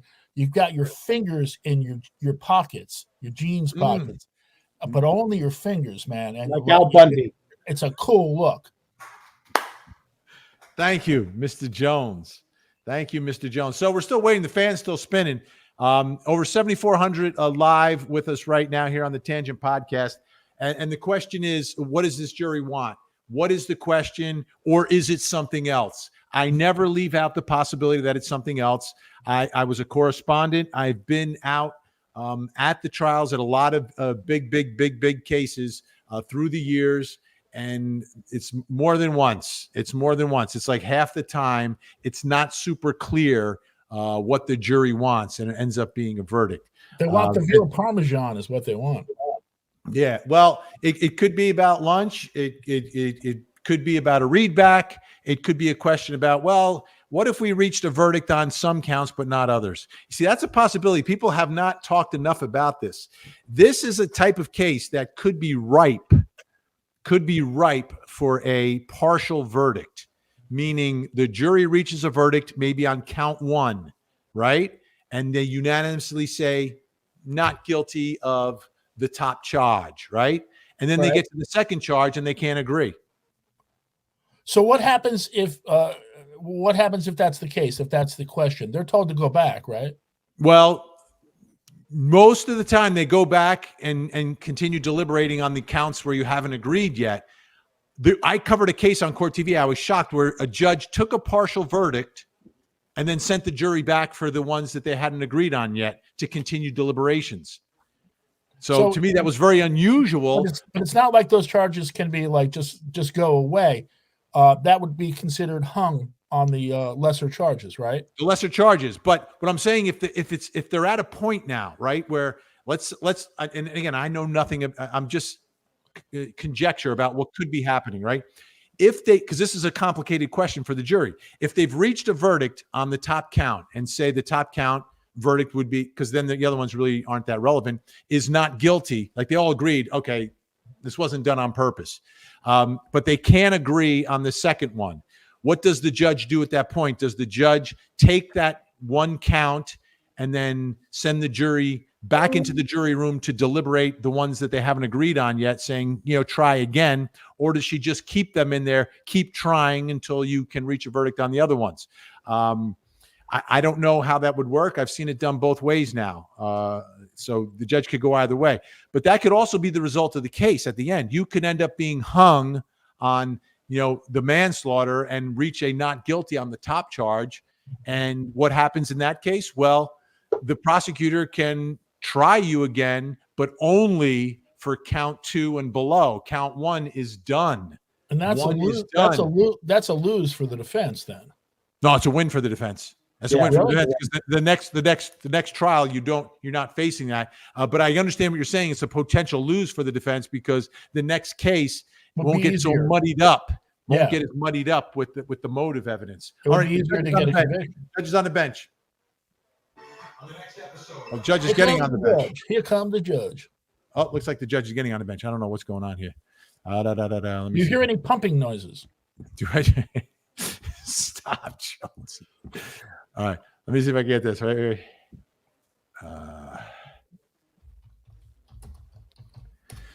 All right, I'm working. Let me see. Isn't it great that Vinny, not only is Vinny the star with the blue eyes, but he's also like the guy who does all the work, and Albert and I can just sit here? That's because we're not as bright. We're not as technically savvy. I mean, he really does a lot of great work for us. I just learned how to do redial. I can't even figure out how to use call waiting. I end up dismissing it every time. Take a listen. See if you can hear it. Not yet. You can't hear it? No. Perhaps you should tell us what she's saying. Perhaps you should just tell us what movie you'd like to see.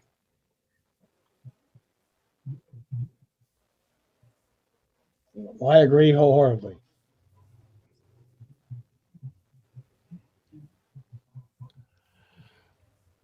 Vinny is carefully listening to the dialogue. Unable to reach unanimous verdict is what the note says. Oh, wow. Okay, so then I get the depth knell charge. Wow.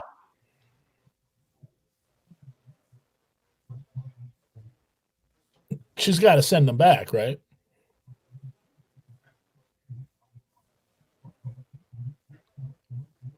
Okay. Wow.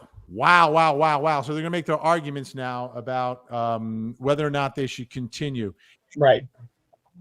You guys can't hear it. No. Couldn't hear it at all. So if that's the case, if that holds, then that's a major loss, right, Albert? For defense. Can you hear it now? No. Can you hear me now? All right, you're not hearing it. That's okay.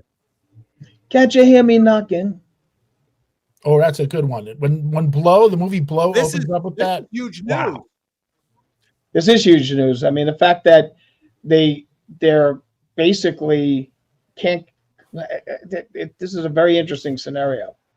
Okay, it is not it's a weird, amorphous situation for the defense as well as the state, because it means that they are going to be dusting off and getting back into the grind again. Okay, but didn't you state on this program a couple of weeks ago that usually the retrial goes the other way? Usually the retrial, the nice thing about a retrial is it's like a do-over. You get a chance to see what you didn't do right and what you could do differently, and then maybe he'll come up and say, I don't condone it, but I understand it, and then go forward with that kind of stuff. But Okay. apparently, there is a number of people that agree that there was perhaps a conspiracy, or they didn't make the case, and there are a number of people that says that there is a case made.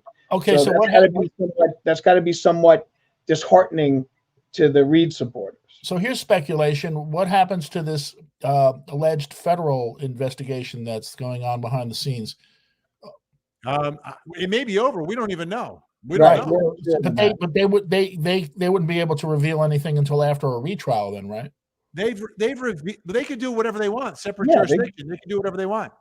That they're not necessarily investigating the murder; they're investigating the police officers. That's what I mean, though. If they come in between this and a retrial, that could certainly have a great effect on the case.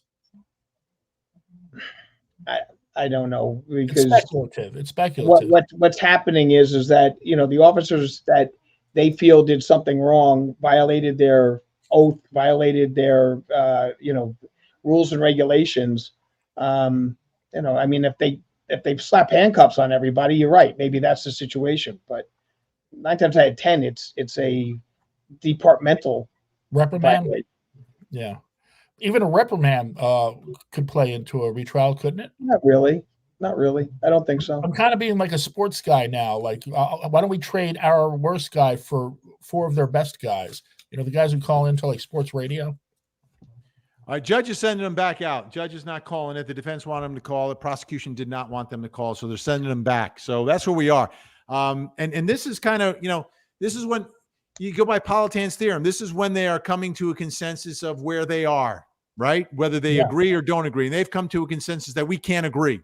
We didn't hear anything about a split in the numbers. I didn't hear that, but the judge is going to send them back in to continue their deliberations. Well, I think it speaks volumes about my prediction. I think my prediction of not guilty may very well not be the case anymore. Unless they go back and sway the people on the other side. So this is my analysis. This is my quick analysis of this, right? So there are certain parts of this that go completely one way or the other. And one of them is her alleged confession. If you believe it, if you believe that confession that she said, I hit him, like, how do you get past that? How do you get past that? I mean, you could, in your mind, you could say, well, the reason everyone thinks she did it is because she said she did it. The reason the case was investigated the way it was investigated because she was telling everybody that she did it, right? So if someone believes that confession, you could get locked in on that. You could also get locked in on, okay, they're alleging this conspiracy, but really all these people, including the emergency responders who said that she said, I hit him. So from that perspective, I could see someone getting locked in there. On the other hand, I could see people getting locked into, did you hear Trooper Proctor testify? Did you hear him testify? Like, I am sorry, I cannot convict someone if the lead investigator is doing and acting and saying the things that he is doing. I cannot trust him beyond a reasonable doubt. I personally can't get by that. Right. So I could see there are points in each case, depending upon what you believe and how you perceive the evidence, where you could get locked in. Now, what's interesting here, right? When a jury's locked like this, on the one hand, people say, well, they're split. The jury's split. Well, it may not be 6-6. It could be exactly like the poll. Right. I mean, it could be 10-2. Right. It could be 10-2. And the 10 are locked in and the 2 are locked in, and you're not going to get me to convict this woman. They're saying on the one side, the other people say, there's no way I'm sending her home. Right. And this is that case. You either believe or don't believe something. Now, where's the room for compromise here? Right. If you've got them already saying we can't agree, what is the avenue to compromise here? Well, is it leaving the scene? Well, I'm curious as to why she didn't deliver an Allen charge. Okay. Not yet. Yeah, I mean, like that's got to be coming down the pike. Okay, and that's like the drop dead charge, which is Can you explain the Allen charge for me? It's in criminal cases. It's basically to help nudge a deadlocked jury into reaching a verdict by giving them specific jury instructions. And we call it the dynamite charge or the blow up charge, and it's generally not very good for the defendant. But it is, basically the judge taking the bull by the horns and saying, listen, we're going to get by hook or by crook a verdict in this case. So, I mean, it's a very serious matter, and it's something that will come back, as we get further down the case. I only brought it up now, though, Vinny, just so explaining to the people what an Allen charge is, and that's what's going to be looked at. So as we look at where we are right now, right? So 17 and a half hours basically of deliberations. The judge said, well, Tuesday they didn't deliberate that much. The last 2 days were kind of short. They came back up there only 3 hours. So it's not enough time for me to declare this a mistrial. The last thing every judge wants is a mistrial, by the way. That is the last thing, because a mistrial is basically saying, let me see. I think she's speaking again. We have been unable to reach a unanimous verdict signed by your foreperson.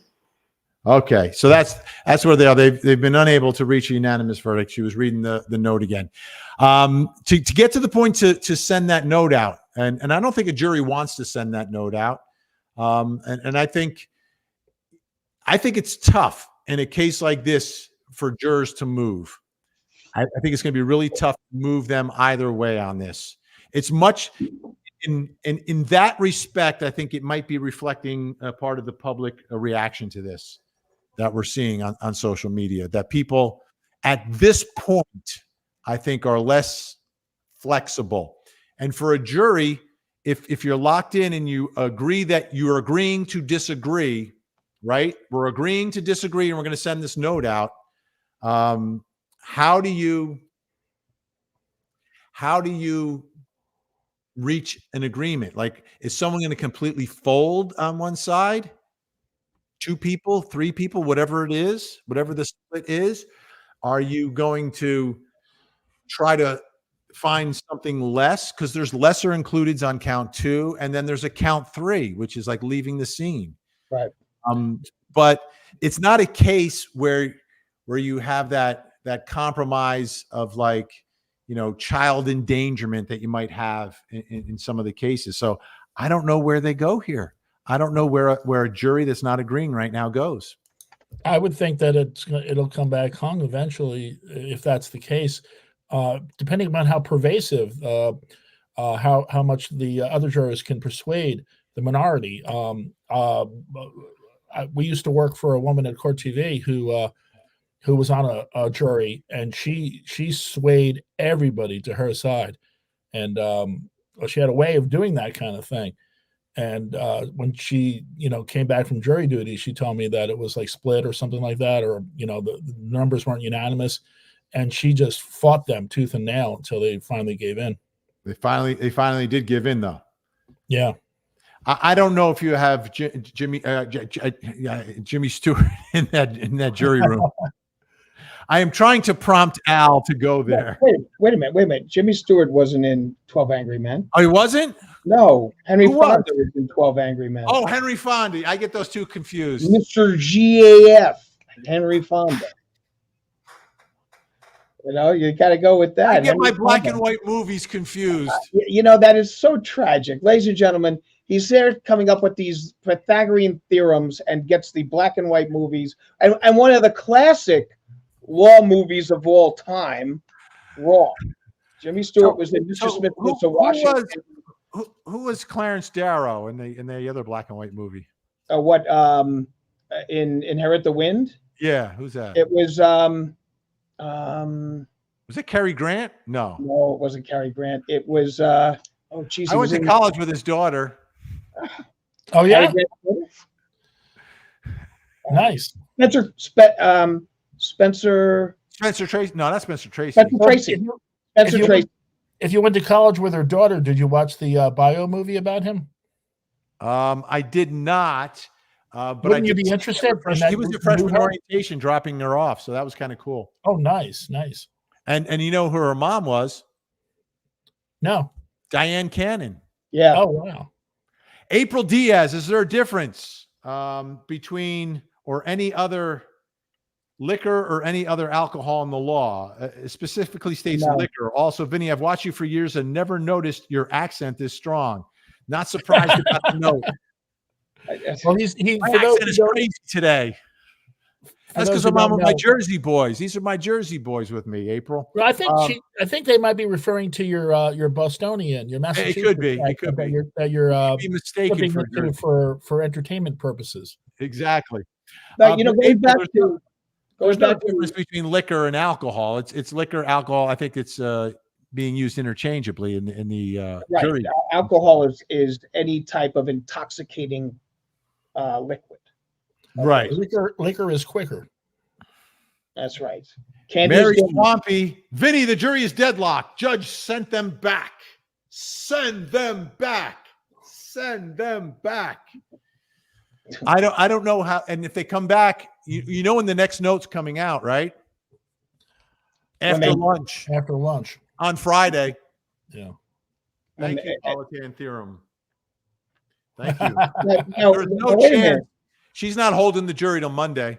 I was gonna say, does she hold? No. She's going back in Saturday. She's no. They don't even work past 5 o'clock, let alone Saturday. Well, no judge works past 5. No judge works past 4 o'clock. Well, Okay. you know, in with Florida, with trials, you end at 4. Okay, because in most instances, judges have other things to do, and they still have their own active calendar. But so you're saying that if they're hung at the end of the day, the judge will not hold them until Monday? I don't think so. Really? I don't think the judge Well, it really brings hasn't back been after that the weekend. If they send out a second note saying we're still deadlocked, they have to send out another note though. right, they would have to send out another note, and they don't know that though. That's what they don't tell the jury. Like they could send another note out like 5 minutes after lunch, and if the judge sends it back, wait another hour, send another note. After 3 notes, the judge the law doesn't give a specific number, but you can't keep a jury after 3 notes. You really shouldn't keep a jury after 2 notes, but sometimes they wait for a third note. You got to wait for the Allen charge. Okay, Yeah. so like you got to wait once the Allen charge has been delivered. Once the bomb has been delivered there, Oppenheimer, then That's the last one. And that's the last one. And I think that's the reason why she didn't give an Allen charge this time, Asia. You hit the nail on the head. It is too soon.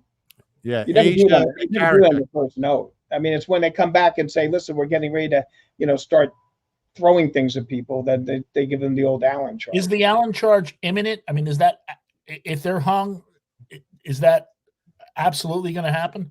Yes. No, it's not guaranteed. It's not But guaranteed. I mean, I've never seen it not. I'll be honest with you. I have on court TV. I've never in any trial I've been, and I've hated it. I've seen them come. I've always seen a judge come back with the Allen charge, and it's supposed to be just used sparingly. But like you hit the nail on the head when you said it, Vinny. Judges don't like hung juries. Judges don't like a case that's not final. Okay? Not in a 9-week trial, because it means you have to do it again. Exactly. Again. I wonder if they do it again, if they'll have to change venue. Think they'll have a harder time getting a jury? I do believe that would be a very interesting question. For either side. And I mean that for either side here, right? That it'll be a little harder to get a jury next time around in Norfolk County, because like everyone in Norfolk County is talking about. By the way, we're over 8,000 live viewers right now as we stream live on Facebook, YouTube, Twitch, and X. The jury has sent out a note saying they have not been able to reach a verdict. The judge sent them back in. They can send another note out at any time, but they likely won't do it between 1 and 2 because the judge usually takes lunch at that point. Matt Johnson is talking on Court TV right now. Let's take a quick listen. So you saw KarenRead leave the courthouse house just a few minutes ago. She left with her attorney. She didn't answer any questions from the media, screaming questions to her about how she feels right now, about that news that the jury passed a note that after day 4 of deliberations, they are deadlocked at 17 hours and 33 minutes.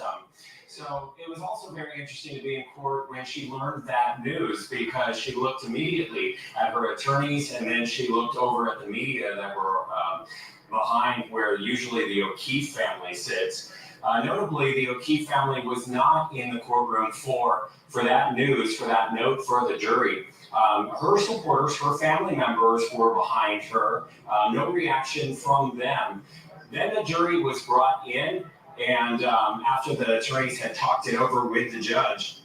And I noticed that they're not particularly dressed up today like we normally see. They're wearing polo shirts. There's one juror in a bow tie. But for the most part, since it's hot here, they're in resort wear, pretty much like what we saw during the trial. So there's no cue with how they're dressed today like we've seen in other trials, such as the Murdoch trial. But they were not surprised when the judge said that it hasn't been enough time. Jurors, we just ordered you lunch. Please take a few moments, reset, and start your deliberations again. There was 1 or 2 women in the back row that were nodding when the judge said that. The jury foreperson is a gentleman who is very attentive through this whole trial. He was handpicked by the judge. He looked a little bit defeated when he left the courtroom today. But it just came down to the judge feeling that after 657 exhibits and 74 witness statements over 9 weeks, that it just wasn't enough time.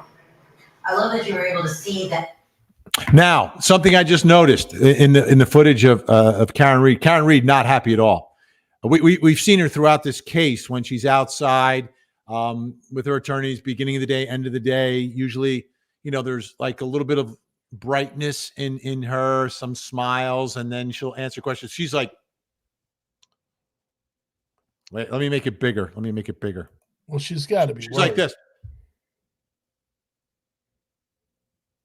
Not happy with these developments. She's absolutely not happy with these developments today because, well, what does it mean for her? If they hang, it's another trial. You go through all this again. So I feel like the defense felt like they did as well as they could possibly do in a criminal trial. I feel like that's where they were. And that was the vibe that they sort of had, which was exuding confidence. Now, it's clear they have not convinced some jurors. Right. They didn't convince some jurors, which means you do it again. You do it again. Does the Commonwealth want to do it again? Yeah, they probably want to do it again. They get paid the same whether they try this case or another case. There's no difference for them. There's zero difference. The difference is for a defendant. You've got to, you got to pay for another 9-week trial. Right, and a lot of times they don't use the same attorneys because they can't afford it. She will. They've also raised money. They've raised money for her defense, a lot of money, the Free Karen Read movement. So I don't know if that's even an issue. But right now, to me, the most surprising thing that I would hear right now is that they actually agree. I'm with you, Jonesy. I think this is it. The thing that would surprise me the most is if this jury came to a unanimous verdict at this point. Yeah, I was basing my not guilty opinion on them coming back not guilty, on them seeing it as I saw it and just unanimously seeing it. The give and take. I don't see anything but a hung jury coming back. Wow, Vinny, what would you guess the split is? We don't know. So the only thing I could venture at a guess is that perhaps they have the same reaction that the folks who've been watching this, and the people who've been voicing their opinion on social media, have the same sort of reaction, which to me would be 10-2 would be my if I was going to conjecture a guess, it would be 10-2 not guilty. If in fact it's reflecting the public. But obviously we're not in the room. all these people at the courthouse aren't in the room. The judge isn't in the room. The lawyers aren't in the room, so nobody knows. I have seen cases, though, where a jury has sent out a note with the split in it. I've seen that too. I have absolutely seen that. Which would have been, it would be helpful for analysis, would be helpful, more importantly, for the lawyers. If they did do that, would the judge be required to reveal it? I think whether or not they do it publicly, but I think to the lawyers, at a minimum, the lawyers, if it's a note from the jury, the lawyers have to see the note from the jury. Yeah, Okay. there's they'll no know. way for the judge to hide that. I mean, Yeah. I don't know if she would. I think she would call sidebar and do it that way. I don't think she would have read it to the open court. Right. I think you meant sidebar. I'm from Jersey. It's a sidebar. All right. Right, ball. You go by the. I pass the ball and I go in. That's the way it works. And Jackie M hitting us up. Change of venue if hung, Vinny. I think there's more of a chance for it then, just because of what you're looking at right here, which happened in Norfolk County, which has dominated. I think, though, it's really dominated all of the greater Boston area. I think you'd have to go to Western Massachusetts. I think you'd have to go to like Springfield or something like that, where the Basketball Hall of Fame is. I think you would have to get out of Dodge. You have to get out of Dodge. Bismarck, North Dakota. No, it has to be in Massachusetts. So I know. There's Boston and the area that surrounds Boston, and then there's a big gap of not a lot of anything, and then there's Springfield out in Western Mass, and I think that Hall of Fame. Yeah, I think that would be your best bet to find people who might not have strong opinions about it, but they may there as well. And the way it is played out so publicly at this point to do the retrial, I think they would have more of a trouble. I think they should try. I think you should always try, bring in the jury panels and see if you get your 15, you got your 15, that's fine. Because you have a lot of people that live there, so you might be able to. But I just think if you have trouble in Norfolk County, you're not moving, to Boston. You're not moving to Cambridge. You're not going there. You're moving out, I think, to Western Mass for that. And that becomes an issue now. Now it becomes more expensive for the prosecution, for the government, and everything else. So then it becomes more of a challenge. But I don't know. I think it's much more likely. But I think they should try first. Oh, look at Michelle L. What do you think of this? Should have picked a woman to be the foreperson. Ooh.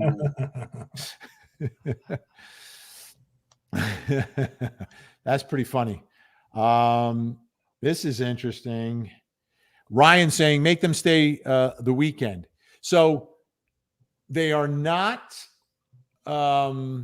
sequestered, right? They're not sequestered. Right. The question is, do you bring them back next week? Now, what do we know about next week? Next week is July 4th. It's the July 4th week. The way our society is these days, next week is what I call blow-off week. Like nobody's working next week. Al, do you have an actual hearing in a courtroom? I got a hearing on July 5th. Wow. Really? I got a hearing on July 5th. With who? What judge?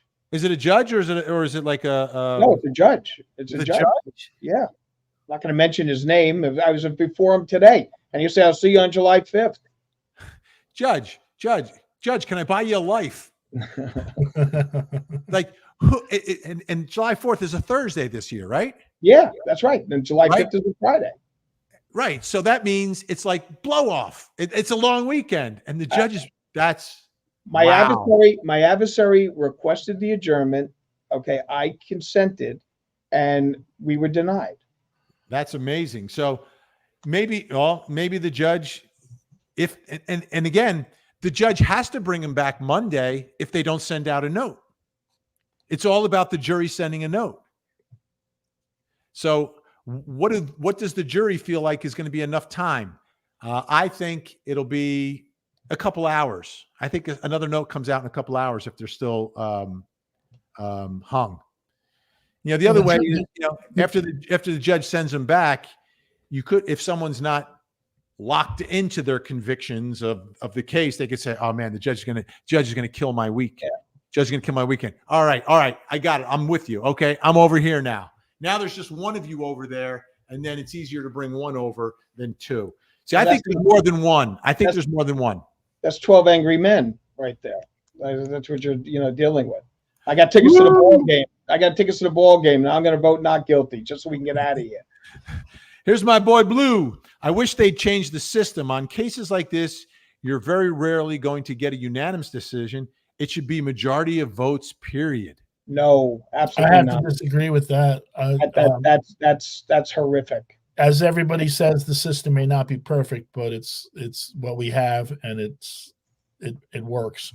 But Vinny, if I'm not mistaken, isn't Florida doing something similar to that? They're giving with the ultimate punishment. If you get to the penalty phase, okay, the vote of the jury does not have to be unanimous, but the vote of the jury is just a recommendation to the judge, because the judge is the one ultimately who decides life or death in the penalty phase. So it's a recommendation, but they had changed it to, it needed to be a unanimous recommendation, when previously it had been just I think a majority recommendation, and they're back to the majority recommendation. And the judge almost all the time follows the recommendation. There are very few times that a judge would override what the jury says. Well, didn't that just happen in the trial you covered of the guy who tattooed his face while in prison? The judge overrode? No, what wasn't it not? Oh yeah, it was 9-3 and 10-2. It was not unanimous. 9-3 and 10-2, and then the actual sentencing is July 23rd in that case, right, on tattoo face. Jonesy is like on it. I've got a theory. He's on it. I got a theory about why this guy tattooed his face. Do you think maybe that would have some kind of play in his appeal? How could they be impartial and not be judgmental of this man with he was allowed to wear makeup. He chose not to wear the makeup. Yeah. He got the tattoos while in jail. I know. So I'm wondering, why would you do that unless you thought it was going to help you in an appeal? And what was really weird, it made it look like he was smiling all the time, like the Joker. Like the Joker, right? Hey, with July 4th upon us, may I be the first one to wish Vinny a happy anniversary. May you always have paradise by your dashboard lights. My Independence Day is when I got married, on my Independence Day. And paradise by the dashboard lights. I love this country, and I never wanted to work on my anniversary, but I ended up working on my anniversary in that trial down in Orlando with that woman. The jury deliberated on the 4th in that case. On the 4th? Wow. Yeah. Because they were sequestered. So the judge was like, well, they've got to be sequestered, then we're going to work. Yeah, well, that makes sense. You know what? That's the fair way to do it. I got to tell you, the judge was right on that. Absolutely. And speaking of meeting stars, that was Judge Belvin Perry.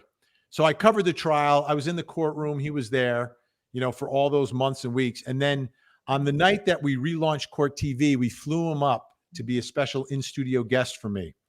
And the first 30 seconds that I saw him like in my studio with me, I got that starstruck feeling. It was amazing. I get it sometimes for celebrities. You always get a little bit of that, but this was like, whoa. And I told him on the air, because to me, he's America's judge. And to me, more so than any judge in the history of the trials that I've covered, he had an impact, and he was real, and he was likable, and he was credible, all wrapped into one. And Judge Belvin Perry, for me, he's tough to top. He's tough. There's only one judge on my list higher than Judge Belvin Perry, and obviously that's my father. That was my father. I felt that way. I was starstruck when I saw John Gotti. What was John Gotti's original lawyer's name? Bruce Cutler. Bruce Cutler. Yeah. Bruce Cutler. When I saw him outside of Court TV one day, me and the boys were smoking, and I guess he was a guest on the air that day. We all looked at each other and we were like, wow. we felt starstruck. You should just But I'm picturing it's like 22 degrees. It's cold. Jonesy and the boys are huddled over, smoking their cigarettes. You know what was great? Bruce. Hey, Mr. Cutler. How are you, Mr. Cutler? So Nice what to meet you. was great is I would hang out with the engineers. I remember Mikey, he would have his Ramones black leather jacket on and his long hair, and we'd be smoking outside, and all, everybody in the building were like lawyers and stuff like that. And they would all walk by, and it was almost like a schoolyard. They would walk 5 feet away from us because they were like kind of scared. We were like the bad boys back then. Wow. Quita G, perfect example of how, we did this one already, right? No. Perfect example of how jurors are wild cards. People base their decisions on all kinds of things that have nothing to do with the evidence presented at trial. Tons of reasonable doubt here. Insane, says Quita G. Well, you know what? People are people. So why should it be you and I Get along so Yeah, I can't remember the rest. It's a car commercial now. awfully. Depeche was Depeche Mode. Yeah. Yep. That was the Depeche Mode. Cammy, Vinny, possible for FBI to find a different. No, the FBI, the feds are not investigating the underlying crime. They're investigating the investigators. They don't have jurisdiction. That's have correct. jurisdiction. That's So, correct. yeah. And this is another point. This is interesting because it was 1 year ago. Leah, thank you for bringing this up. I should have brought it up, but this will be the judge's second high-profile hung jury in a row. Last summer, she had a hung jury. The case was retried, and it was retried to a conviction, is my understanding. But it was a murder case, and I think it was involving a police officer as well. I don't know what that. I think it was a conviction, but I'm not sure. But Leah makes a great point that the judge is second. But do you think the judge has any impact on a jury not reaching a verdict? I don't. No. I don't think. I don't think in this case. But let me ask you guys this: Does that reflect poorly on the judge? No. I don't think it reflects poorly on the judge. I just think for the judge is like, oh my goodness gracious, I got to do this again. Hey, can you guys work this out? See, this is why my father was the greatest judge. I mean, he could get almost anybody. He could push them into a settlement in a civil case, and a lot of times a plea deal in a criminal case. He could work the lawyers and the litigants and the parties in the case to reach some level of common ground. Let me throw this out. Do you think there's any common ground here for, if this ends up as a hung jury, for there to be a deal? There's always an opportunity for that. And there, you have to sit down and say to yourself, on both sides, listen, we don't know where this could go next time. And if you take a look at the odds are usually in the favor of the state with regards to retrials, because So what would be the offers? I think the only offer that the defense may even look at would be, it's definitely not the top charge for sure. It's one of the lesser includeds of the second charge, and it would be home confinement. Yeah, but see, because we don't have a situation where she's been sitting in jail all this time. No, she has no credits. There's no credits. Right. She gets no jail credits on the thing. And a lot of cases like this, they would say, listen, plead to this. We'll give you credit for time served, and we're done. And then that would be the move on that. And that we don't have that opportunity here. I want to make one point, Vinny, which you mentioned regarding your dad. The one thing I will say that I always was your father just looked like a judge. Okay. And like, if you were going to be in central casting, he would be the guy I would have up there as the person, the learned man, that the smartest man in the room, and that kind of a look. He was very, very dignified. And the only other judge I would say that to was Judge Peter Trellino, who was the assignment judge of Bergen County, who was the quintessential. I mean, he was the Hollywood casting guy. This is the guy you want to put up there. But your dad, and that's why I think that look is what gets him the ability to be able to get people to come together, because you look at him and you just go, yeah, this guy, this is the guy. And so it's something that I've always been impressed with your dad and Pete Cellino, just two absolute top of the heap when it comes to the judiciary. And by the way, my dad was really good friends with Judge Cialino. Yeah. And Judge Cialino, of course, is the one that swore me into the bar. And I was his role player. I would concur about that error about your father, Vinny. And the interesting thing is, the only time I met him was in beachwear on Long Beach Island. Like, he wasn't wearing his robe, he wasn't wearing a suit. He was just like, hanging out. Yet he still had that air about him. Yeah. Russ Fama, anywhere outside of Boston is bad for Karen Read. Rural is more police friendly. What are your thoughts on that? That's a very interesting point. And I didn't even think of that. And that positioning has got to be taken into account by the defense if the case does get moved out. I mean, if I'm the defense, based on the fact that you see everything going on outside on that case, I want to keep it in that courtroom. I want to keep it in that area. I don't want it to go anywhere else where all of a sudden, the cops are king, and we believe in the law and order of our police officers. Well, I've seen that all the time on Law and Order, actually. When Sam Waterstone would object to moving something upstate. Yep. And there we've got Jason McCrossan, fan from Scotland. Hung jury. Ferdinand, the band. Yep. Hung jury, the two replacements. So I think what Jason is referring to is how in this case we had some jurors that were removed, and then the choice of the alternates in this case. And some people felt like there were some some pro Karen Read jurors who then got replaced by alternates in the deliberations here. So could be.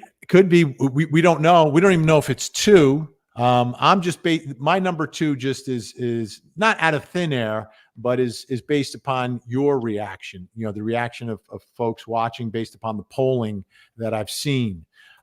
If in fact it's in sync with what's happening with this jury. But if you're just joining us, folks, let me do, should I do a reset, Jonesy? Should I do the reset? Well, I should always do a reset. But first, let me say to Jason, hi, Jason. My grandparents came in on the boat from Scotland in about 1930.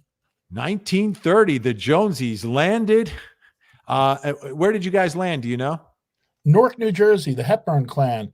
I saw the listing on Ellis Island. You could go to their website and you can actually see when he came in, who vouched for him, where he moved. He moved to Mulberry Street in Newark, where somebody would help him adjust to the United States. And it's all laid out. If anybody wants to research Ellis Island for their family's history, it's actually very cool.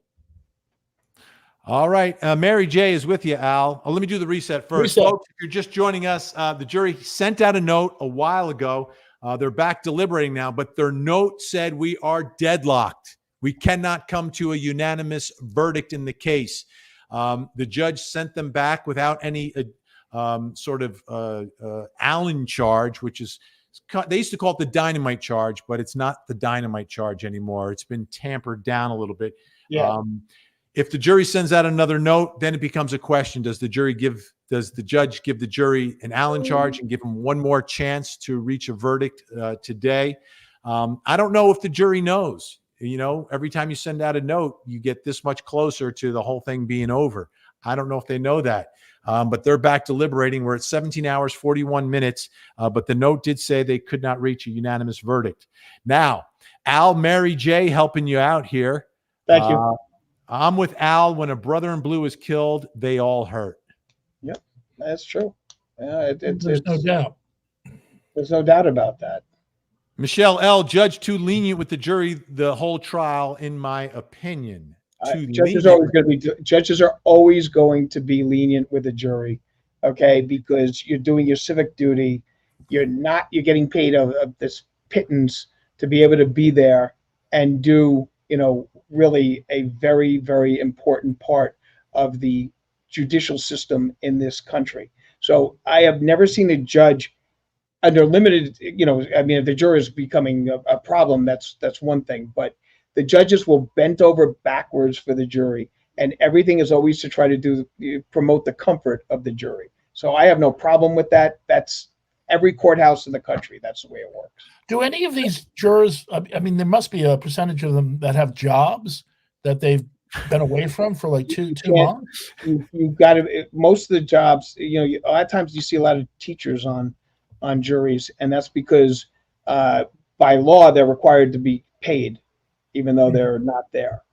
Yeah, so I think Massachusetts, you have to be paid, and that's sometimes a reason to get off of a jury is that your job doesn't pay you, and believe me, the judges go nuts with that because by law you're required to pay the people while they're there. June, do you think that the EMT and all the other people lied in order to vote not guilty on all charges? No, because I think there's and this is referencing the alleged confession by KarenRead. I think there's more than one way to not believe the confession beyond a reasonable doubt. One is, right, people lied. Two, she was sort of thinking out loud, the way you've described it previously, Al, and I think I've described it previously, like I shot the clerk, like I did it.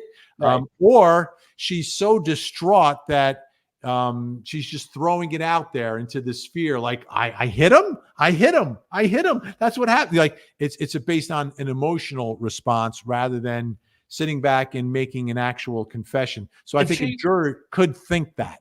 If she physically like hit him, as in like slapped him or something like that, that would have come into play, right? So that's not an option.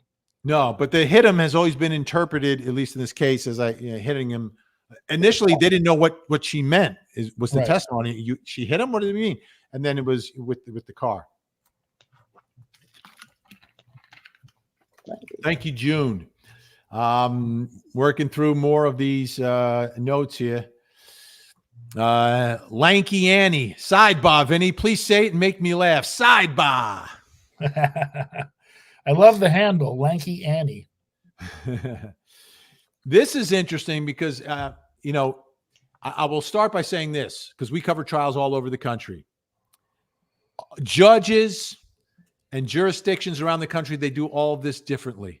How they pick a jury, how they deal with alternates, how a four-person is chosen. In this case, a four-person was chosen before there was a lottery for alternates.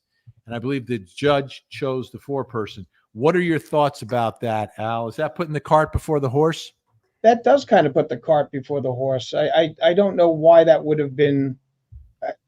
That's not the way we do it in Jersey. So, I mean, that's Jersey is luck of the draw, isn't it? Whichever seat you're in. That's exactly what it ends up being. They always automatically, number one is the four-person. Yeah. No, and that is luck of the draw, just based on when you're called in, and and in Jersey everything is by it's like a bingo ball. The bingo balls come out and you take a seat. Yeah, the jury. So in Jersey, if you don't have the leadership abilities to do that kind of thing, can you decline? I've never seen that happen. No. Because I think I could serve on a jury, but I don't think I would be comfortable being the four-person, being in charge. Really, I mean, the four-person, all they do is they go, "What are we doing? We're voting," and that's I don't know how much of a leadership position you really need. Well, in my jury, I became an alternate, and that was based upon my juror number. So when they picked the pool, the last two that were picked became the alternates. But our four-person was chosen. I found out afterwards, obviously, but he was the person whose part of his job was testifying as an expert witness. So he was very familiar with courts and how they work. But he was an alpha dog. He clearly was an alpha dog and a leader. You could tell, and we could tell throughout, even when we were just talking about lunch. He was a leader. So I wasn't surprised when he was chosen by my jury in my case, where I was an alternate. Did you have a menued lunch, or did you just get what you got? No. Well, here's the problem. It's Atlanta. The courthouse is in a food desert. Oh, wow. It's an absolute food desert. They used to have a cafeteria in the like a regular lunchroom in the courthouse. They don't have one anymore. What they have is a room where one vendor brings in stuff each day. So it's a choice of one place in the courthouse. One day was Chick-fil-A, so that wasn't bad. After that, nothing. And there was one place called All American something. And it's like a cheesesteak deli sandwich kind of place. And that was it. That was it. Anything else, it was you had to walk a little too far, and it could get a little dicey. Neighborhood, you mean? Yeah, the neighborhood's a little dicey there. Yobi Trice with another great profile picture. Is that John Hammond from Jurassic Park? What? I don't know. It could have been a piece of a discussion, because I'll tell you when she posted, when Yobi posted this at 12:45. So it was 15 minutes ago. This is a post from 15 minutes ago. I don't remember anything with Jurassic Park. And John Hammond, the was he in the remake of Jurassic Park? No, I thought John Hammond was the musician. Oh, John. Yeah. I'm thinking of John Hamm. Oh, John Hamm. He's not in acting. Can Karen afford being retried? Asked Yobi. I say yes, because she can't afford to not have a defense. She'll have the same lawyers. I think she will raise money. You're looking at some of the supporters here. They've been raising money all along. And if there's another trial, they'll have to raise some more money. I mean, it's not only expensive, but it's also for the attorney. It could be a nightmare. Like, the attorney may not want to try this case again. I mean, that's a big imposition on one's life. I mean, he's got. Here's the question. Here's the question. Can you get out of the case? Yes, I think you can. In fact, I will tell you this, that it depends on what your retainer agreement says. Because I mean, some retainer agreements say, listen, my representation of you ends when this trial ends. Okay, regardless of the verdict, I'm not handling the appeals or retrials. I mean, I know I have that in my. And in a lot of the cases with the retrials, we do see different teams. Rabbi Fred Newlander had a second time around. Phil Spector's original defense lawyer didn't return, and she may have got him off a second time. Yep, may have. You know who prosecuted Phil Spector? I forget her name. No, Alan Jackson. KarenRead's attorney. Yes. Alan Jackson. Leah M. Yes, it was a conviction the second time, but he had already admitted to getting rid of Officer Chesna. So Leah making reference to the last hung jury in the last major trial connected to Judge Cannoni. Let me ask you this picture we're looking at, what do you think the percentage of people in that crowd that would be happy with a hung jury because the party continues? I mean, many of them I'm sure are sincere, but some of them are probably just there for a gathering, a happening, an event, bonding experience. And where did Al go? Did we lose Al? I think he left. We did lose Al. All right, so I'll keep an eye out for him. All right, it's time to talk about Al. Yobi asking, what did you three think of the debate last night? This is a we don't talk about that. We don't talk about politics. I have no idea what Jonesy thinks, and I don't ever ask him either. But great picture. That's me by my old pool there, Jonesy, in the profile picture. Oh, wow. Yobi is on fire. So you posted that somewhere? Yeah. I've posted a lot of pictures through the years. Is this your getaway place? No, this was my house. We don't live there anymore. You moved? And we moved. Yeah. What, are you crazy? No. I feel like the kids are growing up. My quality of life got a little bit better. That's a little bit better with my. And you say you're within walking distance of a scene, right? Yeah. I can walk to lunch. I can walk anywhere. I don't know what happened to Al. Do you think Al didn't pay his cable bill and they shut down his Wi-Fi? Is that possible? Maybe one of the viewers cut his cable. They went over and cut his cable. He was talking about them vandalizing his car. So So now this would just be Vinny and the Tangent. Yeah, this is like kind of like, the years have passed and we've one of the members left. Now we're like, playing like Elks clubs. Yeah. So, because at this moment I was going to start, because now I think everyone went to lunch, so we're not going to get a verdict right now. But I was going to take a look at our theme songs to kind of get a little feedback on which direction we're going. But we can't do that without Al, can we? Well, can Al just click back on the original site that you sent us and join us? Yeah, I think you can re-click, but I can text him while you speak to people, tell him to do that. Let's see. Maybe if I kick him from the studio, Al will be removed from the studio. Okay, so I'm kicking him. So let's see if he can reconnect. I'm going to send him a text message to try to reconnect. Let's see. Maybe he doesn't. He might be talking right now. He doesn't even realize that he's off. Al, hit the URL and reconnect. We're not seeing or hearing you. Yeah. Reconnect to link. Okay. Well, I'll keep an eye up for him. Yeah, have you noticed it just got a little bit quieter here, Jonesy? I was going to look up today in history and start the show with some sort of absurd thing that happened on this particular date and time.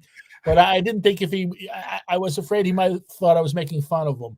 But I wanted to, He's coming back. Shh, shh, shh. He's back, Jonesy. Shh, there he is. Where'd you go? I don't know. We had a power surge here, and then all of a sudden it went off, and I was like, and I couldn't get back on, and so then I had my office reconnected. So there was a lot of power loss up in northwest New Jersey, and that was bypassing that because they've got the PSE&G trucks out front, and all of a sudden, even my phones went off. So it was kind of a weird thing. But everything's back to normal now. I apologize. Hey, I wasn't abducted by any of the herd, people. Hey, I went to the supermarket yesterday, and there was a power outage due to an accident on Route 35, and everybody was shopping in the dark. It was a really weird, cool experience, and people amazingly get even ruder when they're in the dark for whatever reason. But now I can say I've shopped in the pitch black darkness of a powerless supermarket. Well, how'd they bring up things? They had a small generator. They were covering all the meat products in the freezer area with plastic to try to keep it fresh. But they had registers. So I just want to give an update what's happening. So the jury sent out the note saying they were hung. Outside of the courthouse right now, I'm watching our Court TV live feed. There are now some counter protesters who are pro-prosecution, anti-KarenRead, who have shown up, and it looks like they are wearing blue. They're dressed in blue. So it's blue versus pink. Obviously, there's not as many wearing the blue, but they're not happy. They're not happy. And they are. So we're going to get some of this on our show tonight on Court TV, 8 o'clock, because we're getting some interesting. Let me see if we can hear what they're saying.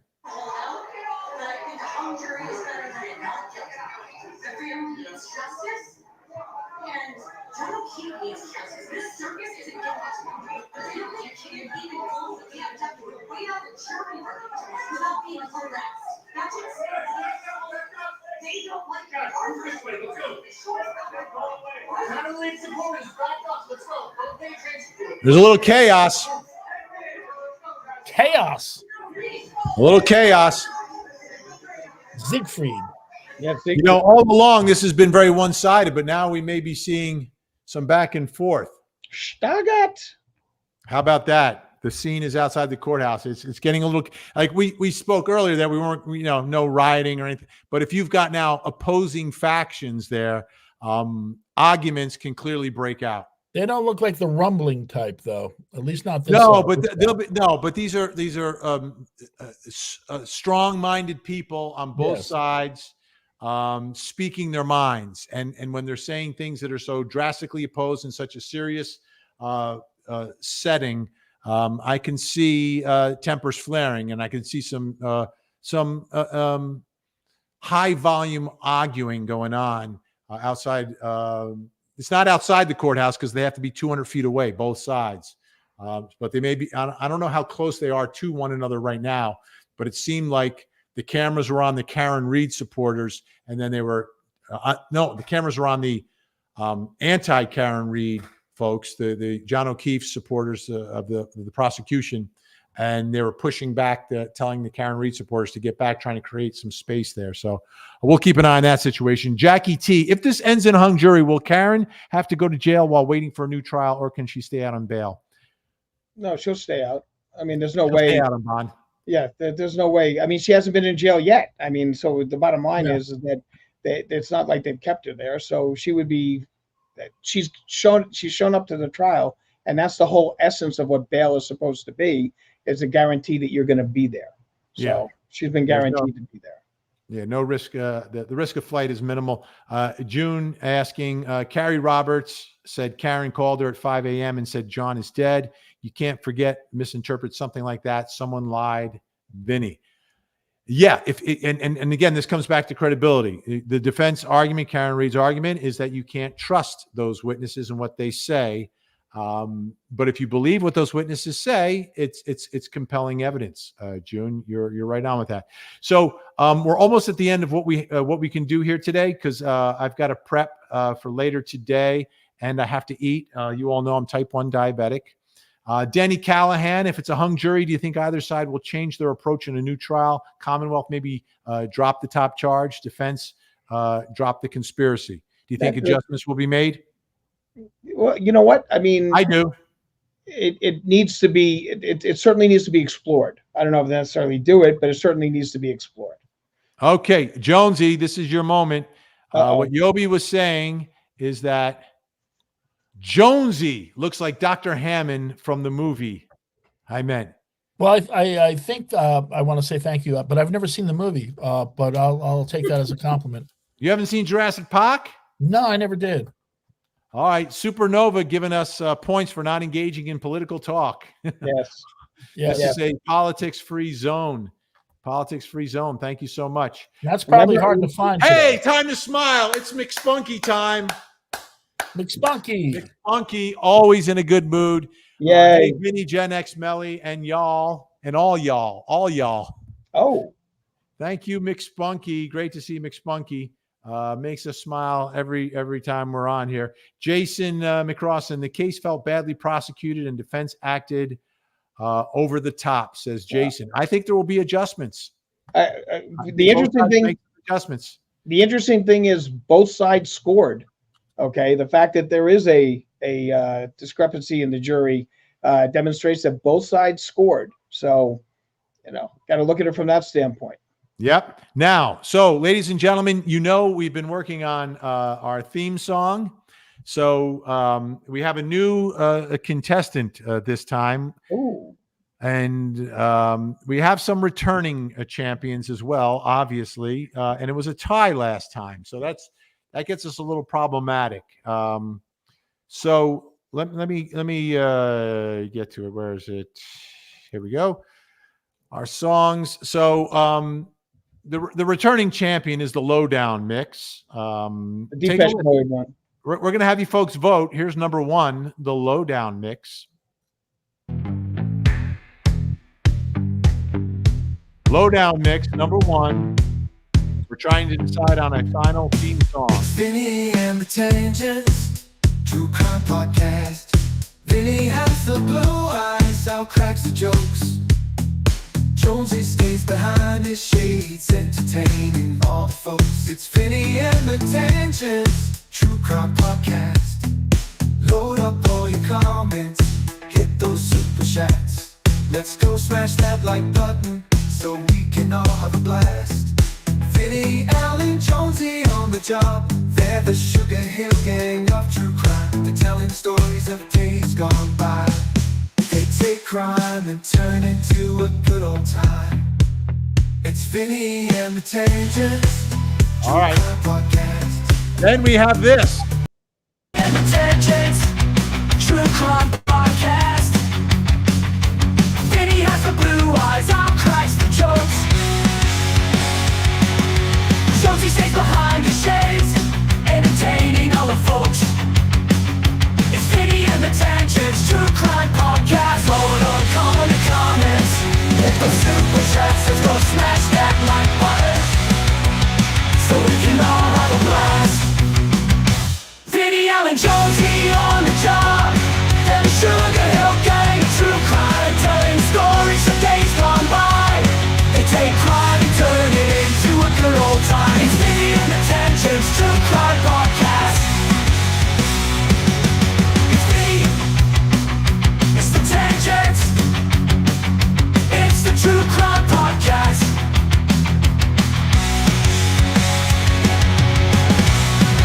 And we've got a new one. Let's spin the tangents. True crime podcast.